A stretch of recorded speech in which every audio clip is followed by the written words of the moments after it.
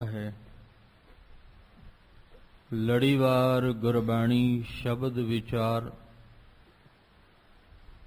ਅੱਜ ਦੇ ਅੰਮ੍ਰਿਤਮਈ ਬਚਨਾਂ ਦਾ ਪਾਠ ਭਾਈ ਸਾਹਿਬ ਜੀ ਪਾਸੋਂ ਆਪ ਜੀਆਂ ਨੇ ਸਰਵਨ ਕੀਤਾ। ਪਵਿੱਤਰ ਬਾਣੀ ਦੀ ਵਿਚਾਰ ਦੇ ਨਾਲ ਸਾਂਝ ਪਾਉਣ ਵਾਸਤੇ ਜੋ ਸਮਾਂ ਪ੍ਰਾਪਤ ਹੋ ਰਿਹਾ ਹੈ, ਮਨ ਬਿਰਤੀਆਂ ਨੂੰ ਇਕਾਗਰ ਕਰਦੇ ਹੋਏ ਨਿਮਾਣੇ ਜੇ ਹੋ ਕੇ ਚਵਰ ਛਤਰ ਤਖਤ ਦੇ ਮਾਲਕ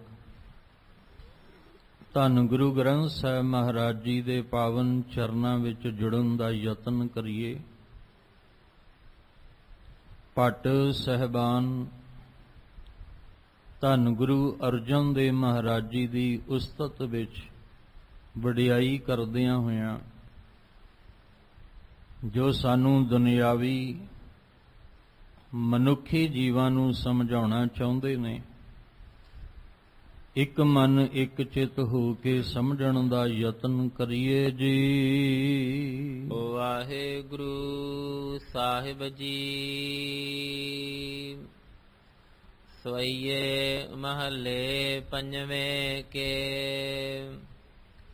ਇਕ ਓੰਕਾਰ ਸਤ ਗੁਰ ਪ੍ਰਸਾਦ ਸੋਰਠੇ। ਗੁਰ ਅਰਜੁਨ ਪੁਰਖ ਪਰਮਾਣ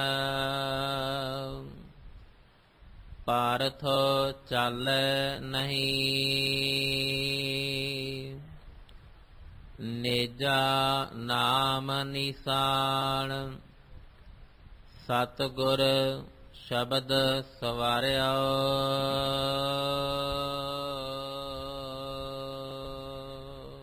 ਆਪ ਜੀ ਰੋਜ਼ਾਨਾ ਇਸ ਅਸਥਾਨ ਤੋਂ ਲੜੀਵਾਰ ਗੁਰਬਾਣੀ ਸ਼ਬਦ ਵਿਚਾਰ ਦੇ ਨਾਲ ਸਾਂਝ ਪਾਉਂਦੇ ਆ ਰਹੇ ਹੋ। ਭੱਟ ਕੱਲ ਸਹਾਰ ਜੀ ਵੱਲੋਂ ਗੁਰੂ ਅਰਜਨ ਦੇਵ ਮਹਾਰਾਜ ਸ਼ਹੀਦਾਂ ਦੇ ਸਰਤਾਜ ਬਾਣੀ ਕੇ ਬੋਹਿਤ ਪ੍ਰਤੱਖ ਹਰੀ ਦਾ ਰੂਪ ਸਤਿਗੁਰੂ ਜੀ ਦੀ ਉਸਤਤ ਵਿੱਚ ਜੋ ਪਾਵਨ ਸਵਈਏ ਉਚਾਰਨ ਕੀਤੇ, ਜਿਨ੍ਹਾਂ ਦਾ ਪਾਠ ਅੱਜ ਆਪ ਜੀ ਨੇ ਸਰਵਨ ਕੀਤਾ ਹੈ। ਗੁਰੂ ਗ੍ਰੰਥ ਸਾਹਿਬ ਮਹਾਰਾਜ ਜੀ ਦੀ ਪਵਿੱਤਰ ਬਾਣੀ ਪਾਵਨ ਅੰਗ 1408 ਦੇ ਉੱਪਰ ਸੁਭਾਈਮਾਨ ਹੈ। ਭੱਟ ਕੱਲ ਸਹਾਰ ਜੀ ਦੇ ਸਵਈਏ ਰੂਪ ਵਿੱਚ ਪਾਵਨ ਬਚਨ ਆਪ ਜੀ ਰੋਜ਼ਾਨਾ ਸਰਵਨ ਕਰਦੇ ਆ ਰਹੇ ਹੋ। ਤਕਰੀਬਨ 9 ਸਵਈਏ ਦੀ ਵਿਚਾਰ ਆਪ ਜੀ ਨੇ ਸਰਵਨ ਕੀਤੀ ਹੈ। ਅਗਲੇ ਸਵਈਏ ਦੇ ਵਿੱਚ ਆਰੰਭ ਵਿੱਚ ਸੋਰਠੇ ਦਾ ਉਚਾਰਨ ਕੀਤਾ। ਸਵਈਏ ਭੱਟ ਕੱਲ ਸਹਾਰ ਜੀ ਦੇ ਹੀ ਹਨ, ਪਰ ਇੱਥੇ ਆ ਕੇ ਸਵਈਏ ਦੀ ਜਿਹੜੀ ਚਾਲ ਹੈ ਉਹ ਬਦਲ ਗਈ। ਚਾਲ ਬਦਲਣ ਦੇ ਨਾਲ ਇੱਥੇ ਸੋਰਠੇ ਇੱਕ ਛੰਤ ਦਾ ਰੂਪ ਹੈ। ਇੱਕ ਛੰਤ ਦੇ ਰੂਪ ਵਿੱਚ ਉਚਾਰਨ ਕੀਤਾ, ਇਸ ਲਈ ਇਹਦਾ ਨਾਮ ਸੋਰਠੇ ਰੱਖਿਆ। ਫਿਰ ਗਿਣਤੀ ਜਿਹੜੀ ਹੈ ਅੱਗੇ 1 2 3 ਉਚਾਰਨ ਕੀਤੀ, ਪਰ ਇਸ ਤੋਂ ਪਹਿਲਾਂ 9 ਅੱਗੇ ਗਿਣਤੀ ਲਿਖੀ ਹੋਈ ਹੈ ਕਿ 9 ਸਵਈਏ ਹੋ ਚੁੱਕੇ ਨੇ। ਤੇ ਜਿਹੜੇ ਅਗਲੇ 3 ਸਵਈਏ ਨੇ ਸੋਰਠੇ ਰੂਪ ਵਿੱਚ, ਗਿਣਤੀ ਭਾਵੇਂ 1 2 3 ਕੀਤੀ ਹੈ, ਪਰ ਇਹ ਸਵਈਏ ਹੈ ਭੱਟ ਕੱਲ ਸਹਾਰ ਜੀ ਦੇ ਹੀ ਨੇ।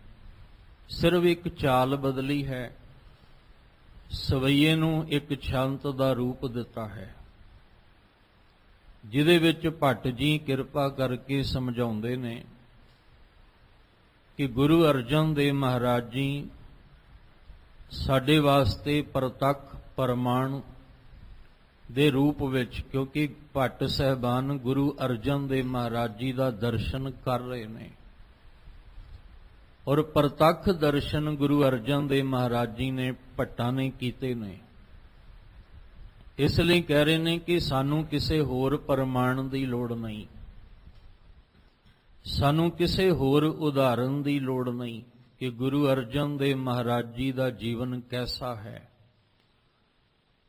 ਜੋ ਸਾਹਮਣੇ ਪ੍ਰਤੱਖ ਹੈ, ਸਾਨੂੰ ਸਭ ਕੁਝ ਦਿਸ ਰਿਹਾ, ਜਿਨ੍ਹਾਂ ਦੇ ਚਰਨਾਂ ਦੇ ਵਿੱਚ ਅਸੀਂ ਜੁੜੇ ਹਾਂ, ਜਿਨ੍ਹਾਂ ਦਾ ਦੀਦਾਰ ਦਰਸ਼ਨ ਕਰ ਰਹੇ ਹਾਂ, ਜਿਨ੍ਹਾਂ ਦੇ ਨਾਲ ਸਾਡੇ ਬਚਨ ਬਿਲਾਸ ਹੁੰਦੇ ਨੇ, ਜੋ ਸਾਹਮਣੇ ਪ੍ਰਤੱਖ ਹੈ ਉਹਨੂੰ ਕਿਸੇ ਹੋਰ ਪ੍ਰਮਾਣ ਦੀ ਲੋੜ ਨਹੀਂ।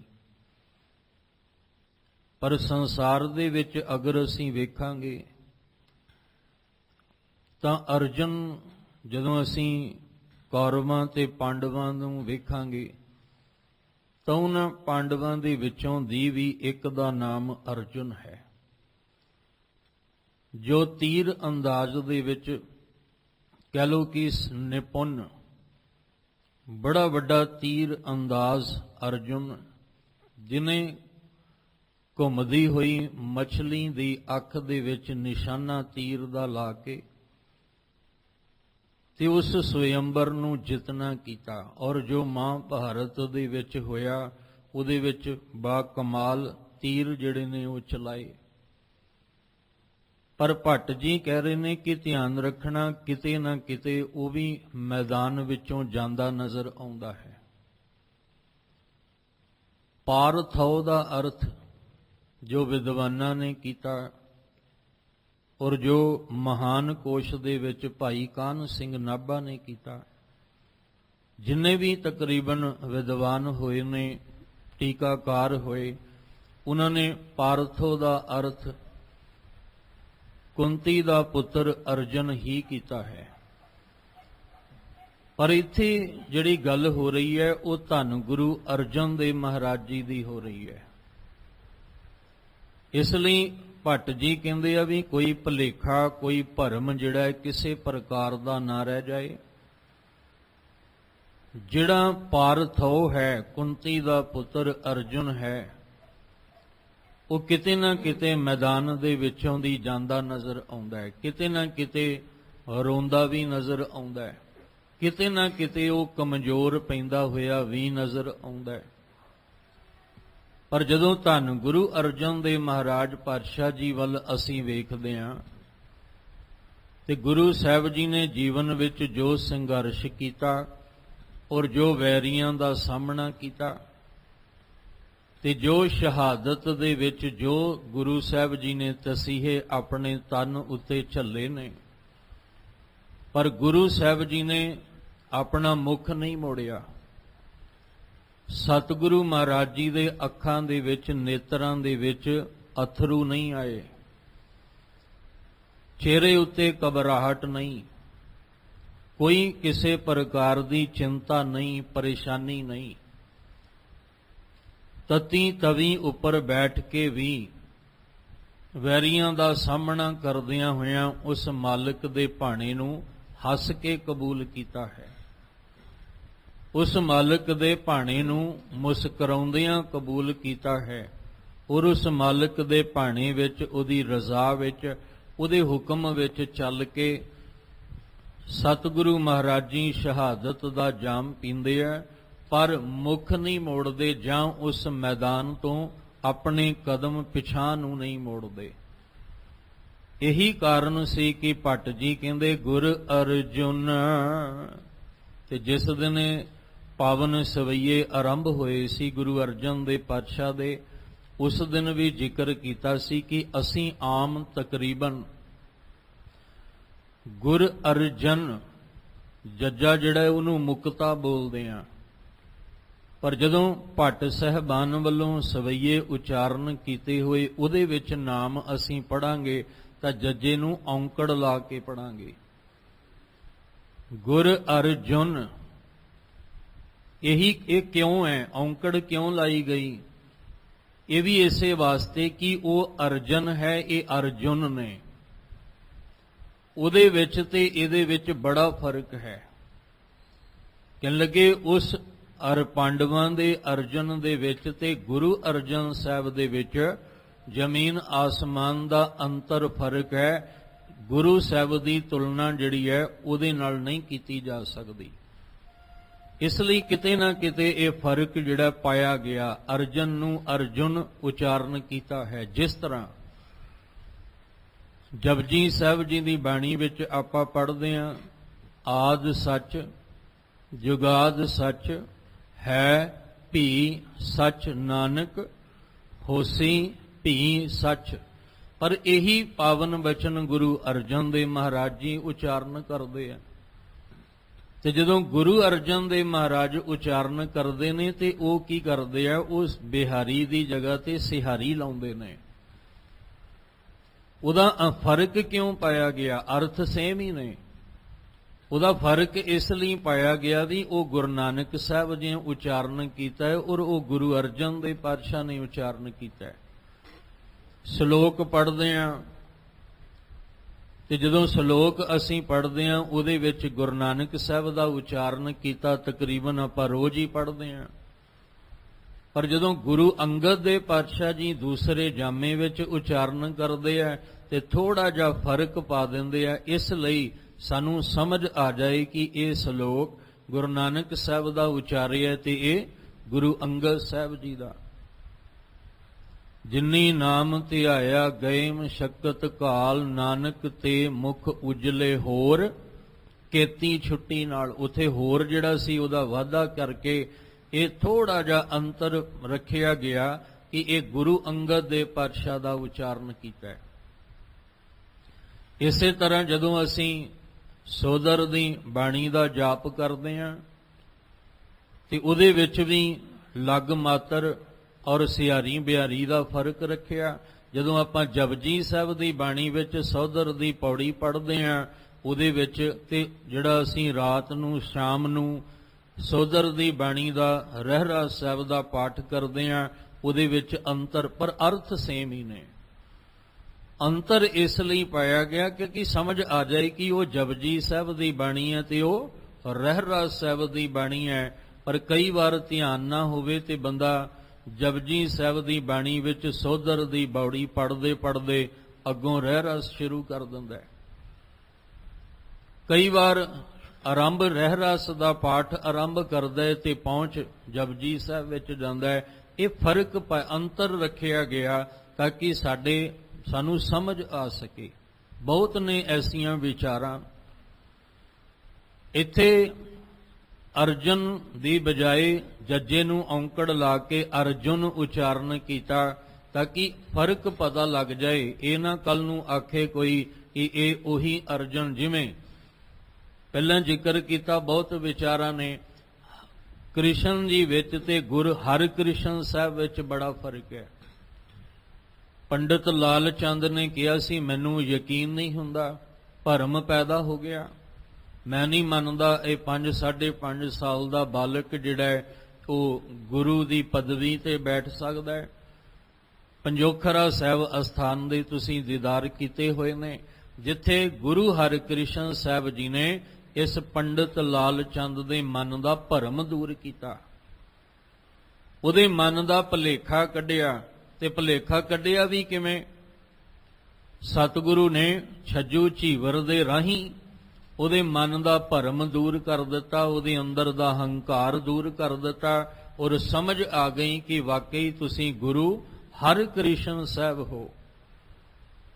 ਇਹੀ ਕਾਰਨ ਹੈ ਕਿ ਅਸੀਂ ਗੁਰਬਾਣੀ ਵਿੱਚੋਂ ਇਹਨਾਂ ਗੱਲਾਂ ਨੂੰ ਗਿਆਨ ਲੈ ਕੇ ਸਮਝਣਾ ਸੀ।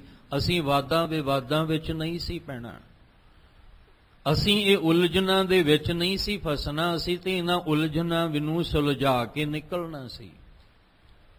ਪਰ ਅਸੀਂ ਗੁਰਬਾਣੀ ਨੂੰ ਨਾ ਸਮਝ ਹੋਣ ਕਰਕੇ ਅਸੀਂ ਉਲਝ ਗਏ, ਆਪ ਵੀ ਉਲਝ ਗਏ, ਦੂਜਿਆਂ ਨੂੰ ਵੀ ਉਲਝਾ ਦਿੱਤਾ ਤੇ ਫਿਰ ਭਰਮ ਪੈਦਾ ਹੋਇਆ, ਵਾਦ ਵਿਵਾਦ ਹੋਏ, ਝਗੜੇ ਹੋਏ, ਨਫ਼ਰਤ ਪੈਦਾ ਹੋ ਗਈ। ਇਹਦੇ ਨਾਲੋਂ ਚੰਗਾ ਹੈ ਕਿ ਅਸੀਂ ਗੁਰਬਾਣੀ ਨੂੰ ਸਮਝ ਕੇ ਇਹਦੀ ਜਿਹੜੀ ਗੁੱਥੀ ਹੈ ਉਹਨੂੰ ਸੁਲਝਾਈਏ ਔਰ ਸੁਲਝਾ ਕੇ ਉਹਨੂੰ ਦੂਜਿਆਂ ਨੂੰ ਵੀ ਆਪਾਂ ਸਮਝਾਈਏ ਕਿ ਗੁਰਬਾਣੀ ਸਾਨੂੰ ਕੀ ਗਿਆਨ ਦਿੰਦੀ ਹੈ। ਇਸ ਲਈ ਕਹਿ ਰਹੇ ਨੇ ਕਿ ਗੁਰੂ ਅਰਜਨ ਦੇਵ ਮਹਾਰਾਜ ਪ੍ਰਤੱਖ ਸਾਡੇ ਲਈ ਅਕਾਲ ਪੁਰਖ ਦਾ ਰੂਪ, ਪ੍ਰਤੱਖ ਪ੍ਰਮਾਣ ਦੇ ਰੂਪ ਵਿੱਚ ਨੇ। ਕੋਈ ਦੂਸਰਾ ਪ੍ਰਮਾਣ ਦੇਣ ਦੀ ਲੋੜ ਨਹੀਂ, ਪ੍ਰਤੱਖ ਪ੍ਰਮਾਣ ਸਾਡੇ ਕੋਲ ਹੈ। ਭੱਟ ਜੀ ਕਹਿੰਦੇ ਨੇ ਗੁਰ ਅਰਜੁਨ ਪੁਰਖ ਪਰਮਾਨ, ਉਹ ਅਕਾਲ ਪੁਰਖ ਨੇ, ਪ੍ਰਤੱਖ ਹਰੀ ਦਾ ਰੂਪ ਨੇ। ਪਾਰਥਾਉ ਚਾਲੈ ਨਹੀਂ, ਗੁਰੂ ਅਰਜਨ ਦੇਵ ਪਾਤਸ਼ਾਹ ਜੀ ਦੀ ਜਿਹੜੀ ਚਾਲ ਹੈ ਉਹ ਪਾਰਥੋ ਦੀ ਤਰ੍ਹਾਂ ਨਹੀਂ ਹੈ। ਪਾਰਥੋ ਦਾ ਅਰਥ ਕੀਤਾ ਆਪ ਜੀ ਨਾਲ ਕੁੰਤੀ ਦਾ ਪੁੱਤਰ ਅਰਜਨ, ਜੋ ਪਾਂਡਵਾਂ ਦੇ ਵਿੱਚੋਂ ਹੈ। ਕਹਿੰਦੇ ਇਹ ਉਹਦੀ ਚਾਲ ਹੋਰ ਹੈ, ਗੁਰੂ ਅਰਜਨ ਦੇਵ ਪਾਤਸ਼ਾਹ ਦੀ ਚਾਲ ਹੋਰ ਹੈ। ਕਿਉਂਕਿ ਉਹ ਤੀਰ ਵਿੱਚ ਚਲਾਉਣ ਵਿੱਚ ਮਾਹਰ ਹੈ ਤੇ ਗੁਰੂ ਅਰਜਨ ਦੇਵ ਜੀ ਨੇਜਾ ਚਲਾਉਣ ਵਿੱਚ ਮਾਹਰ ਨੇ। ਗੁਰੂ ਅਰਜਨ ਦੇਵ ਮਹਾਰਾਜ ਜੀ ਮੈਦਾਨ ਦੇ ਵਿੱਚੋਂ ਮੁੱਖ ਨਹੀਂ ਮੋੜਦੇ। ਗੁਰੂ ਸਾਹਿਬ ਜੀ ਜਿਹੜਾ ਉਹਨਾਂ ਦੇ ਅੱਖਾਂ ਵਿੱਚ ਅਥਰੂ ਨਹੀਂ ਆਉਂਦੇ, ਉਹ ਤਾਂ ਮੁਸਕਰਾ ਕੇ ਕਹਿੰਦੇ ਤੇਰਾ ਕੀਆ ਮੀਠਾ ਲੱਗੈ, ਉਹਦਾ ਭਾਣਾ ਮਿੱਠਾ ਕਰਕੇ ਮੰਨਦੇ ਨੇ। ਮਨ ਵਿੱਚ ਕਿਸੇ ਪ੍ਰਕਾਰ ਦਾ ਵੀ ਜਿਹੜਾ ਉਹ ਵੈਰਾਗ ਨਹੀਂ ਆਉਂਦਾ ਹੈ। ਇਸ ਲਈ ਕਹਿੰਦੇ ਆ ਵੀ ਪਾਰਥੋ ਚਾਲੈ ਨਹੀਂ, ਗੁਰੂ ਸਾਹਿਬ ਜੀ ਦੀ ਚਾਲ ਉਸ ਪਾਰਥੋ ਕੁੰਤੀ ਦੇ ਪੁੱਤਰ ਅਰਜੁਨ ਵਰਗੀ ਨਹੀਂ, ਇਹ ਚਾਲ ਨਿਰਾਲੀ ਹੈ। ਜਿਵੇਂ ਭਗਤਾਂ ਦੀ ਚਾਲ ਨਿਰਾਲੀ ਕਿਹਾ ਨਾ ਗੁਰਬਾਣੀ ਵਿੱਚ, ਇਹਦਾ ਮਤਲਬ ਇਹ ਨਹੀਂ ਕਿ ਉਹ ਵੱਖਰੀ ਚਾਲ ਚੱਲਦੇ ਤਾਂ ਉਹ ਸਾਡੇ ਵਾਂਗੂ ਹੀ ਨੇ। ਉਹਨਾਂ ਕੋਲ ਵੀ ਦੋ ਹੀ ਪੈਰ ਨੇ, ਉਹ ਦੋ ਪੈਰਾਂ ਤੇ ਹੀ ਚੱਲਦੇ ਨੇ। ਜਿਵੇਂ ਆਪਾਂ ਚੱਲਦੇ ਆ ਉਸੇ ਤਰ੍ਹਾਂ ਹੀ ਉਹ ਵੀ ਚੱਲਦੇ। ਇਹ ਥੋੜੀ ਉਹਨਾਂ ਦੀ ਚਾਲ ਕੋਈ ਹੋਰ ਹਿਸਾਬ ਦੀ ਹੈ। ਚਾਲ ਦਾ ਮਤਲਬ ਹੁੰਦਾ ਉਹਨਾਂ ਦਾ ਜੀਵਨ ਹੋਰ ਹੈ ਤੇ ਸੰਸਾਰੀਆਂ ਦਾ ਜੀਵਨ ਹੋਰ ਹੈ। ਭਗਤਾਂ ਕੀ ਚਾਲ ਨਿਰਾਲੀ, ਚਾਲਾਂ ਨਿਰਾਲੀ ਭਗਤਾਂ ਕੇਰੀ ਬਿਖਮ ਮਾਰਗ ਚੱਲਣਾ ਤੇ ਉਦਾਂ ਹੀ ਹੈ। ਉਹ ਵੀ ਕਿਰਤ ਕਰਦੇ ਨੇ, ਉਹ ਵੀ ਦੁਕਾਨਦਾਰੀ ਕਰਦੇ ਨੇ, ਉਹ ਵੀ ਮਿਹਨਤ ਕਰਦੇ, ਪਰਿਵਾਰ ਉਹਨਾਂ ਦੇ ਵੀ ਨੇ, ਬੱਚੇ ਉਹਨਾਂ ਦੇ ਵੀ ਨੇ, ਘਰ-ਬਾਰ ਉਹਨਾਂ ਦਾ ਵੀ ਹੈ, ਰੋਟੀ ਉਹ ਵੀ ਖਾਂਦੇ ਨੇ। ਸਭ ਕੁਝ ਉਸੇ ਤਰ੍ਹਾਂ ਸੰਸਾਰੀਆਂ ਦੀ ਤਰ੍ਹਾਂ ਹੈ, ਪਰ ਉਹਨਾਂ ਦਾ ਜੀਵਨ ਸੰਸਾਰੀਆਂ ਨਾਲੋਂ ਵੱਖਰਾ ਹੈ। ਉਹਨਾਂ ਦੀ ਸੋਚ, ਉਹਨਾਂ ਦੀ ਵਿਚਾਰ ਵੱਖਰੀ ਹੈ, ਇਸ ਲਈ ਉਹਨਾਂ ਦੀ ਚਾਲ ਨਿਰਾਲੀ ਹੈ। ਇਸੇ ਤਰ੍ਹਾਂ ਗੁਰੂ ਅਰਜਨ ਦੇਵ ਮਹਾਰਾਜ ਜੀ ਔਰ ਪਾਰਥੋ ਜਿਹੜਾ ਹੈ ਅਰਜੁਨ ਸਮੇਂ ਦਾ, ਉਹ ਕਹਿਣ ਲੱਗੇ ਪਾਂਡਵਾਂ ਦਾ ਜਿਹੜੇ ਵਿੱਚੋਂ ਦੀ 5 ਭਰਾਵਾਂ ਵਿੱਚੋਂ ਜਿਹੜਾ ਅਰਜਨ ਹੈ ਉਹਦੇ ਵਿੱਚ ਤੇ ਗੁਰੂ ਅਰਜਨ ਦੇਵ ਪਾਤਸ਼ਾਹ ਦੇ ਵਿੱਚ ਚਾਲ ਦਾ ਬਹੁਤ ਅੰਤਰ ਹੈ, ਜ਼ਮੀਨ ਆਸਮਾਨ ਦਾ ਫਰਕ ਹੈ। ਇਸ ਲਈ ਭੱਟ ਜੀ ਗੁਰੂ ਸਾਹਿਬ ਜੀ ਦੇ ਪਰਥਾਏ ਇਹ ਪਾਵਨ ਬਚਨ ਜਿਹੜੇ ਉਚਾਰਨ ਕਰਦੇ ਹਨ। ਨਿਜਾ ਨਾਮ ਨਿਸ਼ਾਨ ਸਤਿਗੁਰ ਸ਼ਬਦ ਸਵਾਰਿਆ। ਜਿਵੇਂ ਪਹਿਲਾਂ ਜ਼ਿਕਰ ਕੀਤਾ ਕਿ ਉਹ ਤੀਰ ਚਲਾਉਣ ਵਿੱਚ ਮਾਹਰ, ਤੇ ਗੁਰੂ ਅਰਜਨ ਦੇਵ ਮਹਾਰਾਜ ਜੀ ਜਿਹੜੇ ਨੇ ਨੇਜਾ ਚਲਾਉਣ ਵਿੱਚ ਮਾਹਰ ਨੇ। ਜਦੋਂ ਸਤਿਗੁਰੂ ਗੁਰੂ ਅਰਜਨ ਦੇਵ ਪਾਤਸ਼ਾਹ ਜੀ ਦਾ ਆਨੰਦ ਕਾਰਜ ਹੋਣਾ, ਬੀਬੀ ਗੰਗਾ ਜੀ ਜਿਨ੍ਹਾਂ ਨੂੰ ਅਸੀਂ ਸਤਿਕਾਰ ਨਾਲ ਮਾਤਾ ਗੰਗਾ ਜੀ ਕਹਿੰਦੇ ਹਾਂ, ਫਿਲੌਰ ਦੇ ਇਸ ਇਲਾਕੇ ਵਿੱਚ ਜਿੱਥੇ ਅੱਜ ਮੌ ਸਾਹਿਬ ਅਸਥਾਨ ਬਣਿਆ ਹੋਇਆ ਹੈ, ਜਦੋਂ ਬਰਾਤ ਆਈ ਤੇ ਪਿੰਡ ਵਾਲਿਆਂ ਨੇ ਇਕੱਠੇ ਹੋ ਕੇ ਗੁਰੂ ਸਾਹਿਬ ਜੀ ਨੂੰ ਪਰਖਣਾ ਚਾਹਿਆ। ਇੱਕ ਦਰਖਤ ਦਾ ਕਹਿੰਦੇ ਉਸ ਵੇਲੇ ਘੜ ਕੇ ਕਿਲਾ ਜਿਹੜਾ ਸੀ ਉਹ ਬਣਾਇਆ, ਜਿਹਦੀਆਂ ਜੜ੍ਹਾਂ ਬੜੀਆਂ ਮਜ਼ਬੂਤ ਸੀ, ਜਿਹਦੀਆਂ ਜ਼ਮੀਨ ਦੀ ਗਹਿਰਾਈ ਵਿੱਚ ਜੜ੍ਹਾਂ ਬੜੀਆਂ ਮਜ਼ਬੂਤ ਸੀ, ਜਿਹੜਾ ਕਿਲੇ ਦੇ ਰੂਪ ਵਿੱਚ ਤਿਆਰ ਕਰਕੇ ਤੇ ਇਹ ਦੇਖਣਾ ਚਾਹਿਆ ਕਿ ਕਿੰਨਾ ਕੁ ਬਲ ਹੈ ਗੁਰੂ ਅਰਜਨ ਦੇਵ ਮਹਾਰਾਜ ਜੀ ਦੇ ਵਿੱਚ, ਜਿਹੜਾ ਅੱਜ ਇਸ ਪਿੰਡ ਦੀ ਧੀ ਨੂੰ ਵਿਆਹੁਣ ਵਾਸਤੇ ਆਇਆ। ਅਸੀਂ ਵੇਖਣਾ ਚਾਹੁੰਦੇ ਹਾਂ ਕਿ ਉਹਦੀਆਂ ਬਾਹਾਂ ਵਿੱਚ ਕਿੰਨਾ ਕੁ ਬਲ ਹੈ। ਤੇ ਗੁਰੂ ਸਾਹਿਬ ਸਤਿਗੁਰੂ ਮਹਾਰਾਜ ਜੀ ਅੱਗੇ ਇਹ ਜਿਹੜੀ ਗੱਲ ਰੱਖੀ ਗਈ ਕਿ ਤੁਸੀਂ ਅੱਜ ਇਸ ਪਿੰਡ ਦੇ ਵਿੱਚ ਧੀ ਨੂੰ, ਸਾਡੇ ਪੂਰੇ ਪਿੰਡ ਦੀ ਧੀ ਨੂੰ ਵਿਆਹੁਣ ਵਾਸਤੇ ਆਏ ਹੋ, ਤੇ ਸਭ ਤੋਂ ਪਹਿਲਾਂ ਤੁਹਾਨੂੰ ਇਹ ਕਿਲਾ ਪੁੱਟ ਕੇ ਦਿਖਾਉਣਾ ਪਏਗਾ। ਤੇ ਗੁਰੂ ਅਰਜਨ ਦੇਵ ਮਹਾਰਾਜ ਸੱਚੇ ਪਾਤਸ਼ਾਹ ਜੀ ਘੋੜੇ ਨੂੰ ਤੇਜ਼ੀ ਨਾਲ ਦੜਾਉਂਦਿਆਂ ਆਉਂਦੇ, ਤੇ ਨੇਜਾ ਹੱਥ ਵਿੱਚ ਹੈ ਗੁਰੂ ਸਾਹਿਬ ਦੇ, ਤੇਜ਼ੀ ਨਾਲ ਦੜਾਉਂਦਿਆਂ ਆਉਂਦੇ ਨੇ ਤੇ ਇੰਨਾ ਜ਼ੋਰ, ਇੰਨਾ ਬਲ ਲਾਇਆ ਉਸ ਵੇਲੇ ਕਿਲਾ ਤੇ ਪੁੱਟਿਆ ਗਿਆ। ਸਿੱਖ ਪੰਥ ਵਿਸ਼ਵ ਕੋਸ਼ ਜਦੋਂ ਤੁਸੀਂ ਪੜ੍ਹੋਗੇ ਨਾ, ਉਹਦੇ ਵਿੱਚ ਜਦੋਂ ਤੁਸੀਂ ਮੌ ਸਾਹਿਬ ਦਾ ਇਤਿਹਾਸ ਪੜ੍ਹੋਗੇ, ਸਿੱਖ ਪੰਥ ਵਿਸ਼ਵ ਕੋਸ਼, ਉਹਦੇ ਵਿੱਚ ਲਿਖਿਆ ਉਹਨਾਂ ਨੇ ਕਿ ਗੁਰੂ ਅਰਜਨ ਦੇਵ ਪਾਤਸ਼ਾਹ ਜੀ ਦਾ ਜਿਹੜਾ ਘੋੜਾ ਸੀ ਨਾ, ਉਹ ਵੀ ਉੱਥੇ ਆਪਣਾ ਸਰੀਰ ਛੱਡ ਗਿਆ ਸੀ। ਇੱਥੋਂ ਹੀ ਅੰਦਾਜ਼ਾ ਲਾਓ ਕਿ ਕਿੰਨਾ ਜ਼ੋਰ, ਕਿੰਨਾ ਬਲ ਲੱਗਾ ਹੋਏਗਾ ਉਸ ਕਿਲੇ ਨੂੰ ਪੁੱਟਣ ਲੱਗਿਆਂ, ਕਿ ਘੋੜੇ ਦਾ ਵੀ ਇੰਨਾ ਜ਼ੋਰ ਲੱਗਾ ਸੀ ਕਿ ਉਹ ਆਪਣਾ ਸਰੀਰ ਉੱਥੇ ਛੱਡ ਗਿਆ ਸੀ। ਉਹ ਪਰ ਕਿਲਾ ਗੁਰੂ ਸਾਹਿਬ ਜੀ ਨੇ ਨੇਜੇ ਨਾਲ ਪੁੱਟ ਦਿੱਤਾ। ਇੱਥੇ ਕਹਿ ਰਹੇ ਨੇ ਕਿ ਗੁਰੂ ਸਾਹਿਬ, ਉਹ ਤਾਂ ਬਾਹਰ ਦਾ ਸੀ ਨਾ ਨੇਜਾ ਜਿਹੜਾ ਹੱਥ ਨਾਲ ਪਕੜਿਆ, ਪਰ ਗੁਰੂ ਅਰਜਨ ਦੇਵ ਮਹਾਰਾਜ ਕੋਲ ਅਸਲ ਵਿੱਚ ਨੇਜਾ ਕਿਹੜਾ ਸੀ? ਨਾਮ ਦਾ। ਗੁਰੂ ਸਾਹਿਬ ਜੀ ਕੋਲ ਜੋ ਭੱਟ ਜੀ ਪ੍ਰਤੱਖ ਗੁਰੂ ਜੀ ਦਾ ਦੀਦਾਰ ਕਰਕੇ ਕਹਿੰਦੇ ਨੇ, ਕਹਿੰਦੇ ਨੇਜਾ ਨਾਮ ਨਿਸ਼ਾਨ, ਨਿਸ਼ਾਨੀ ਦੇ ਰੂਪ ਵਿੱਚ ਗੁਰੂ ਅਰਜਨ ਦੇਵ ਮਹਾਰਾਜ ਜੀ ਤੁਹਾਡੇ ਕੋਲ ਨਾਮ ਦਾ ਇੱਕ ਨੇਜਾ ਹੈ। ਸਤਿਗੁਰ ਸ਼ਬਦ ਸਵਾਰਿਓ, ਜਾਂ ਇਹਦੇ ਅਰਥ ਇਦਾਂ ਕਰ ਲਈਏ ਕਿ ਗੁਰੂ ਰਾਮਦਾਸ ਪਾਤਸ਼ਾਹ ਜੀ ਨੇ ਜਦੋਂ ਸ਼ਬਦ ਦੇ ਦੁਆਰਾ, ਦੱਦੇ ਨੂੰ ਸਿਆਰੀ, ਸ਼ਬਦ ਦੇ ਰਾਹੀਂ, ਸ਼ਬਦ ਦੇ ਦੁਆਰਾ ਤੁਹਾਨੂੰ ਚੰਗੀ ਤਰ੍ਹਾਂ ਸਵਾਰਿਆ ਹੈ।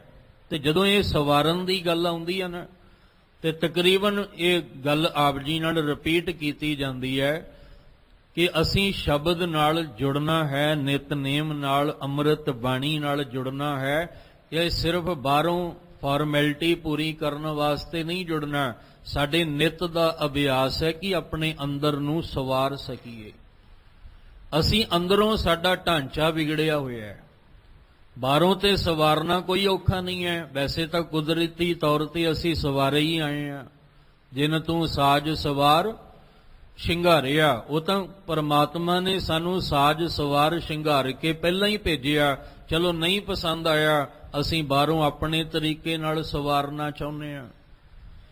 ਤੇ ਅੱਜ ਦੁਨੀਆ ਵਿੱਚ ਦੇਖੋ, ਥਾਂ ਥਾਂ ਉੱਤੇ ਬਾਹਰ ਦੀਆਂ ਸ਼ਕਲਾਂ ਨੂੰ ਸਵਾਰਨ ਵਾਸਤੇ ਬੜੀਆਂ ਥਾਵਾਂ ਬਣੀਆਂ ਨੇ। 4 ਕਦਮ ਤੇ ਜਾਓਗੇ ਤੁਹਾਨੂੰ ਕੋਈ ਨਾ ਕੋਈ ਥਾਂ ਮਿਲੇਗੀ। ਹਰ ਗਲੀ, ਹਰ ਮੋੜ, ਹਰ ਮਹੱਲੇ, ਨਗਰ ਵਿੱਚ ਤੁਹਾਨੂੰ ਕੋਈ ਥਾਂ ਮਿਲੇਗੀ ਜਿੱਥੇ ਇਹ ਹੋਏਗਾ ਕਿ ਤੁਹਾਨੂੰ ਬਾਹਰੋਂ ਕਿਵੇਂ ਸਵਾਰਿਆ ਜਾਣਾ ਹੈ, ਬਾਹਰੋਂ ਤੁਹਾਨੂੰ ਕਿਵੇਂ ਘੜਿਆ ਜਾਣਾ ਹੈ, ਤੁਹਾਡੀ ਸ਼ਕਲ ਸੂਰਤ ਨੂੰ ਕਿਵੇਂ ਸਵਾਰਿਆ ਜਾਣਾ ਹੈ। ਪਰ ਗੱਲ ਬਾਹਰ ਦੀ ਨਹੀਂ, ਬਾਹਰੋਂ ਤੇ ਸੌਖਾ ਹੈ। ਗੱਲ ਤੇ ਅਸੀਂ ਆਪਣੇ ਅੰਦਰ ਨੂੰ ਸਵਾਰਨਾ ਹੈ। ਬਾਹਰੋਂ ਇੱਕ ਹੋਰ ਬੇਨਤੀ ਆਪ ਜੀ ਨੇ ਸਰਵਣ ਕਰਨਾ, ਗੁਰਬਾਣੀ ਨੂੰ ਆਪ ਸਮਝਣ ਵਾਲਿਓ, ਬਾਹਰੋਂ ਸਵਾਰਨ ਵਾਲੇ ਨੂੰ ਕਦੇ ਰੱਬ ਨਹੀਂ ਜੇ ਮਿਲਦਾ, ਕਦੇ ਪਰਮੇਸ਼ਵਰ ਦੀ ਪ੍ਰਾਪਤੀ ਬਾਹਰੋਂ ਸਵਾਰਨ ਵਾਲੇ ਨੂੰ ਨਹੀਂ ਮਿਲਦੀ। ਜਿੰਨਾ ਮਰਜ਼ੀ ਹਾਰ ਸ਼ਿੰਗਾਰ ਕਰ ਲਓ, ਜਿੱਦਨ ਆਪਣੇ ਅੰਦਰ ਨੂੰ ਸਵਾਰਾਂਗੇ ਉਸ ਦਿਨ ਨਿਰੰਕਾਰ ਦੀ ਪ੍ਰਾਪਤੀ ਹੈ। ਬਾਬਾ ਫਰੀਦ ਸਾਹਿਬ ਜੀ ਨੇ ਕੀ ਕਿਹਾ ਸੀ? ਆਪ ਸਵਾਰੈ ਮੈਂ ਮਿਲੈ, ਮੈਂ ਮਿਲਿਆ ਸੁਖ ਹੋਏ ਫਰੀਦਾ, ਜੇ ਤੂੰ ਮੇਰਾ ਹੋਏ ਰਹੇ ਤਾਂ ਸਭ ਜਗ ਤੇਰਾ ਹੋਏ। ਤੇ ਜਿਹੜਾ ਬਾਹਰ ਦਾ ਹਾਰ ਸ਼ਿੰਗਾਰ ਅਸੀਂ ਕਰਦੇ ਆਂ, ਇਹ ਉਹ ਮਾਲਕ ਨੂੰ ਵਿਖਾਉਣ ਲਈ ਨਹੀਂ, ਇਹ ਤਾਂ ਦੁਨੀਆ ਨੂੰ ਦਿਖਾਉਣ ਲਈ ਕਰਦੇ ਆਂ। 4 ਬੰਦੇ ਇਕੱਠੇ ਹੋਣੇ, ਬਰਾਦਰੀ ਇਕੱਠੀ ਹੋਣੀ, ਰਿਸ਼ਤੇਦਾਰ ਆਉਣੇ ਨੇ, ਤੇ ਪਹਿਲਾਂ ਆਪਣੇ ਆਪ ਨੂੰ ਆਪਾਂ ਸਵਾਰ ਲਈਏ, ਕਿਉਂਕਿ ਜਦੋਂ 4 ਬੰਦੇ ਆਉਣਗੇ ਤੇ ਕਹਿਣਗੇ ਵੀ ਕਿੰਨਾ ਖੂਬਸੂਰਤ ਲੱਗਦਾ ਹੈ, ਕਿੰਨਾ ਸੁੰਦਰ ਲੱਗਦਾ। ਉਹ ਤੇ ਦੁਨੀਆ ਨੂੰ ਖੁਸ਼ ਕਰਨ ਲਈ ਸਵਾਰਿਆ। ਪਰ ਮਹਾਰਾਜ ਇੱਥੇ ਬਾਬਾ ਫਰੀਦ ਸਾਹਿਬ ਕਹਿੰਦੇ ਨੇ, ਜਿਹੜਾ ਤੂੰ ਆਪਣੇ ਅੰਦਰ ਨੂੰ ਸਵਾਰਨਾ ਹੈ ਨਾ, ਇਹ ਉਸ ਮਾਲਕ ਦੀਆਂ ਖੁਸ਼ੀਆਂ ਲੈਣ ਲਈ ਹੈ। ਹੁਣ ਅਸੀਂ ਪੁੱਛਾਂਗੇ ਵੀ ਬਾਹਰੋਂ ਤੇ ਪਤਾ ਹੈ ਵੀ ਆਪਣੇ ਇਸ ਚਿਹਰੇ ਨੂੰ ਸਵਾਰਨਾ ਹੈ, ਅਸੀਂ ਬਾਹਰੋਂ ਤੇ ਪਤਾ ਹੈ ਕਿ ਅਸੀਂ ਜਿਹੜੇ ਆਪਣਾ ਇਹ ਮੁਹਾਂਦਰਾ ਜਿਹੜਾ ਸਾਡਾ ਹੈ, ਇਹਨੂੰ ਕਿਵੇਂ ਅਸੀਂ ਜਿਹੜਾ ਲੇਪ ਕਰਕੇ ਸਵਾਰਨਾ, ਸੁੰਦਰ ਬਣਾਉਣਾ ਹੈ। ਪਰ ਅੰਦਰ ਕੀ ਸਵਾਰੀਏ? ਅੰਦਰ ਦਾ ਤੇ ਪਤਾ ਹੀ ਕੁਛ ਨਹੀਂ, ਅੰਦਰ ਕੀ ਸਵਾਰੀਏ, ਕਿਵੇਂ ਸਵਾਰੀਏ? ਤੇ ਮਹਾਰਾਜ ਜੀ ਕਹਿੰਦੇ ਆ, ਅੰਦਰ ਤੂੰ ਸਵਾਰਨਾ ਸੀ ਸੁਰਤ, ਮਤ, ਮਨ, ਬੁੱਧ, ਆਹ ਚੀਜ਼ਾਂ ਸਵਾਰਨੀਆਂ। ਤੇ ਇਹ ਕਿਹਦੇ ਨਾਲ ਸਵਰਨੀਆਂ ਨੇ? ਆ ਗੁਰੂ ਦੇ ਸ਼ਬਦ ਨਾਲ। ਗੁਰੂ ਦਾ ਸ਼ਬਦ ਅਭਿਆਸ ਕਰ, ਇਹਦੇ ਨਾਲ ਤੂੰ ਆਪਣੇ ਅੰਦਰ ਦੀ ਸੁਰਤ, ਮਤ, ਮਨ, ਬੁੱਧ ਨੂੰ ਸਵਾਰ। ਜਿਸ ਦਿਨ ਤੂੰ ਅੰਦਰ ਸਵਾਰ ਲੇਗਾ, ਗੁਰੂ ਤੈਨੂੰ ਆਪਣੇ ਗਲ ਨਾਲ ਲਾ ਲਏਗਾ। ਜਿਸ ਦਿਨ ਗੁਰੂ ਸਾਹਿਬ ਨੇ ਗਲ ਨਾਲ ਲਾ ਲਿਆ, ਉਸ ਦਿਨ ਤੂੰ ਨਿਰੰਕਾਰ ਦੇ ਚਰਨਾਂ ਵਿੱਚ ਲੀਨ ਹੋ ਜਾਏਗਾ। ਹੁਣ ਗੁਰੂ ਅਰਜਨ ਦੇਵ ਪਾਤਸ਼ਾਹ ਪਰਥਾਏ ਕਹਿੰਦੇ, ਸਤਿਗੁਰ ਸ਼ਬਦ ਸਵਾਰਿਓ। ਸਤਿਗੁਰ ਕੌਣ ਹੈ? ਗੁਰੂ ਰਾਮਦਾਸ ਪਾਤਸ਼ਾਹ।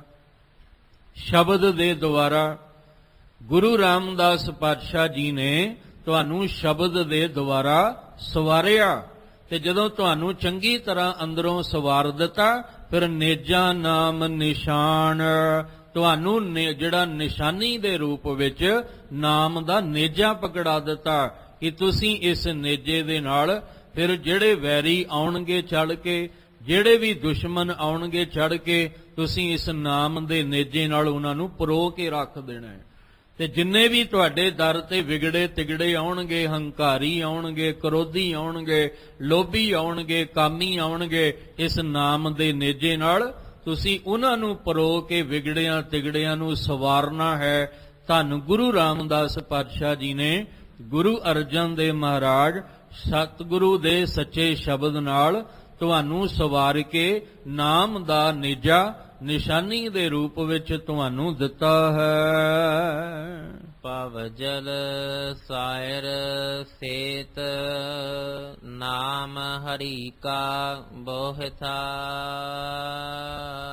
ਹੁਣ ਜਿੱਥੇ ਇਹ ਗੱਲ ਸਮਝ ਆ ਗਈ ਕਿ ਤੁਹਾਨੂੰ ਸ਼ਬਦ ਨਾਲ ਸਵਾਰ ਕੇ ਗੁਰੂ ਰਾਮਦਾਸ ਪਾਤਸ਼ਾਹ ਨੇ ਇਸ ਤਖਤ ਦੇ ਉੱਤੇ ਬਿਠਾ ਦਿੱਤਾ, ਔਰ ਇਸ ਤਖਤ ਤੇ ਬੈਠ ਕੇ ਤੁਸੀਂ ਨਾਮ ਦੇ ਨੇਜੇ ਨਾਲ ਹਰ ਇੱਕ ਦੇ ਹਿਰਦੇ ਨੂੰ ਪਰੋ ਰਹੇ ਹੋ, ਹਰ ਇੱਕ ਵਿਗੜੇ ਤਿਗੜੇ ਨੂੰ ਤੁਸੀਂ ਸਿੱਧੇ ਰਾਹ ਤੇ ਪਾ ਰਹੇ ਹੋ।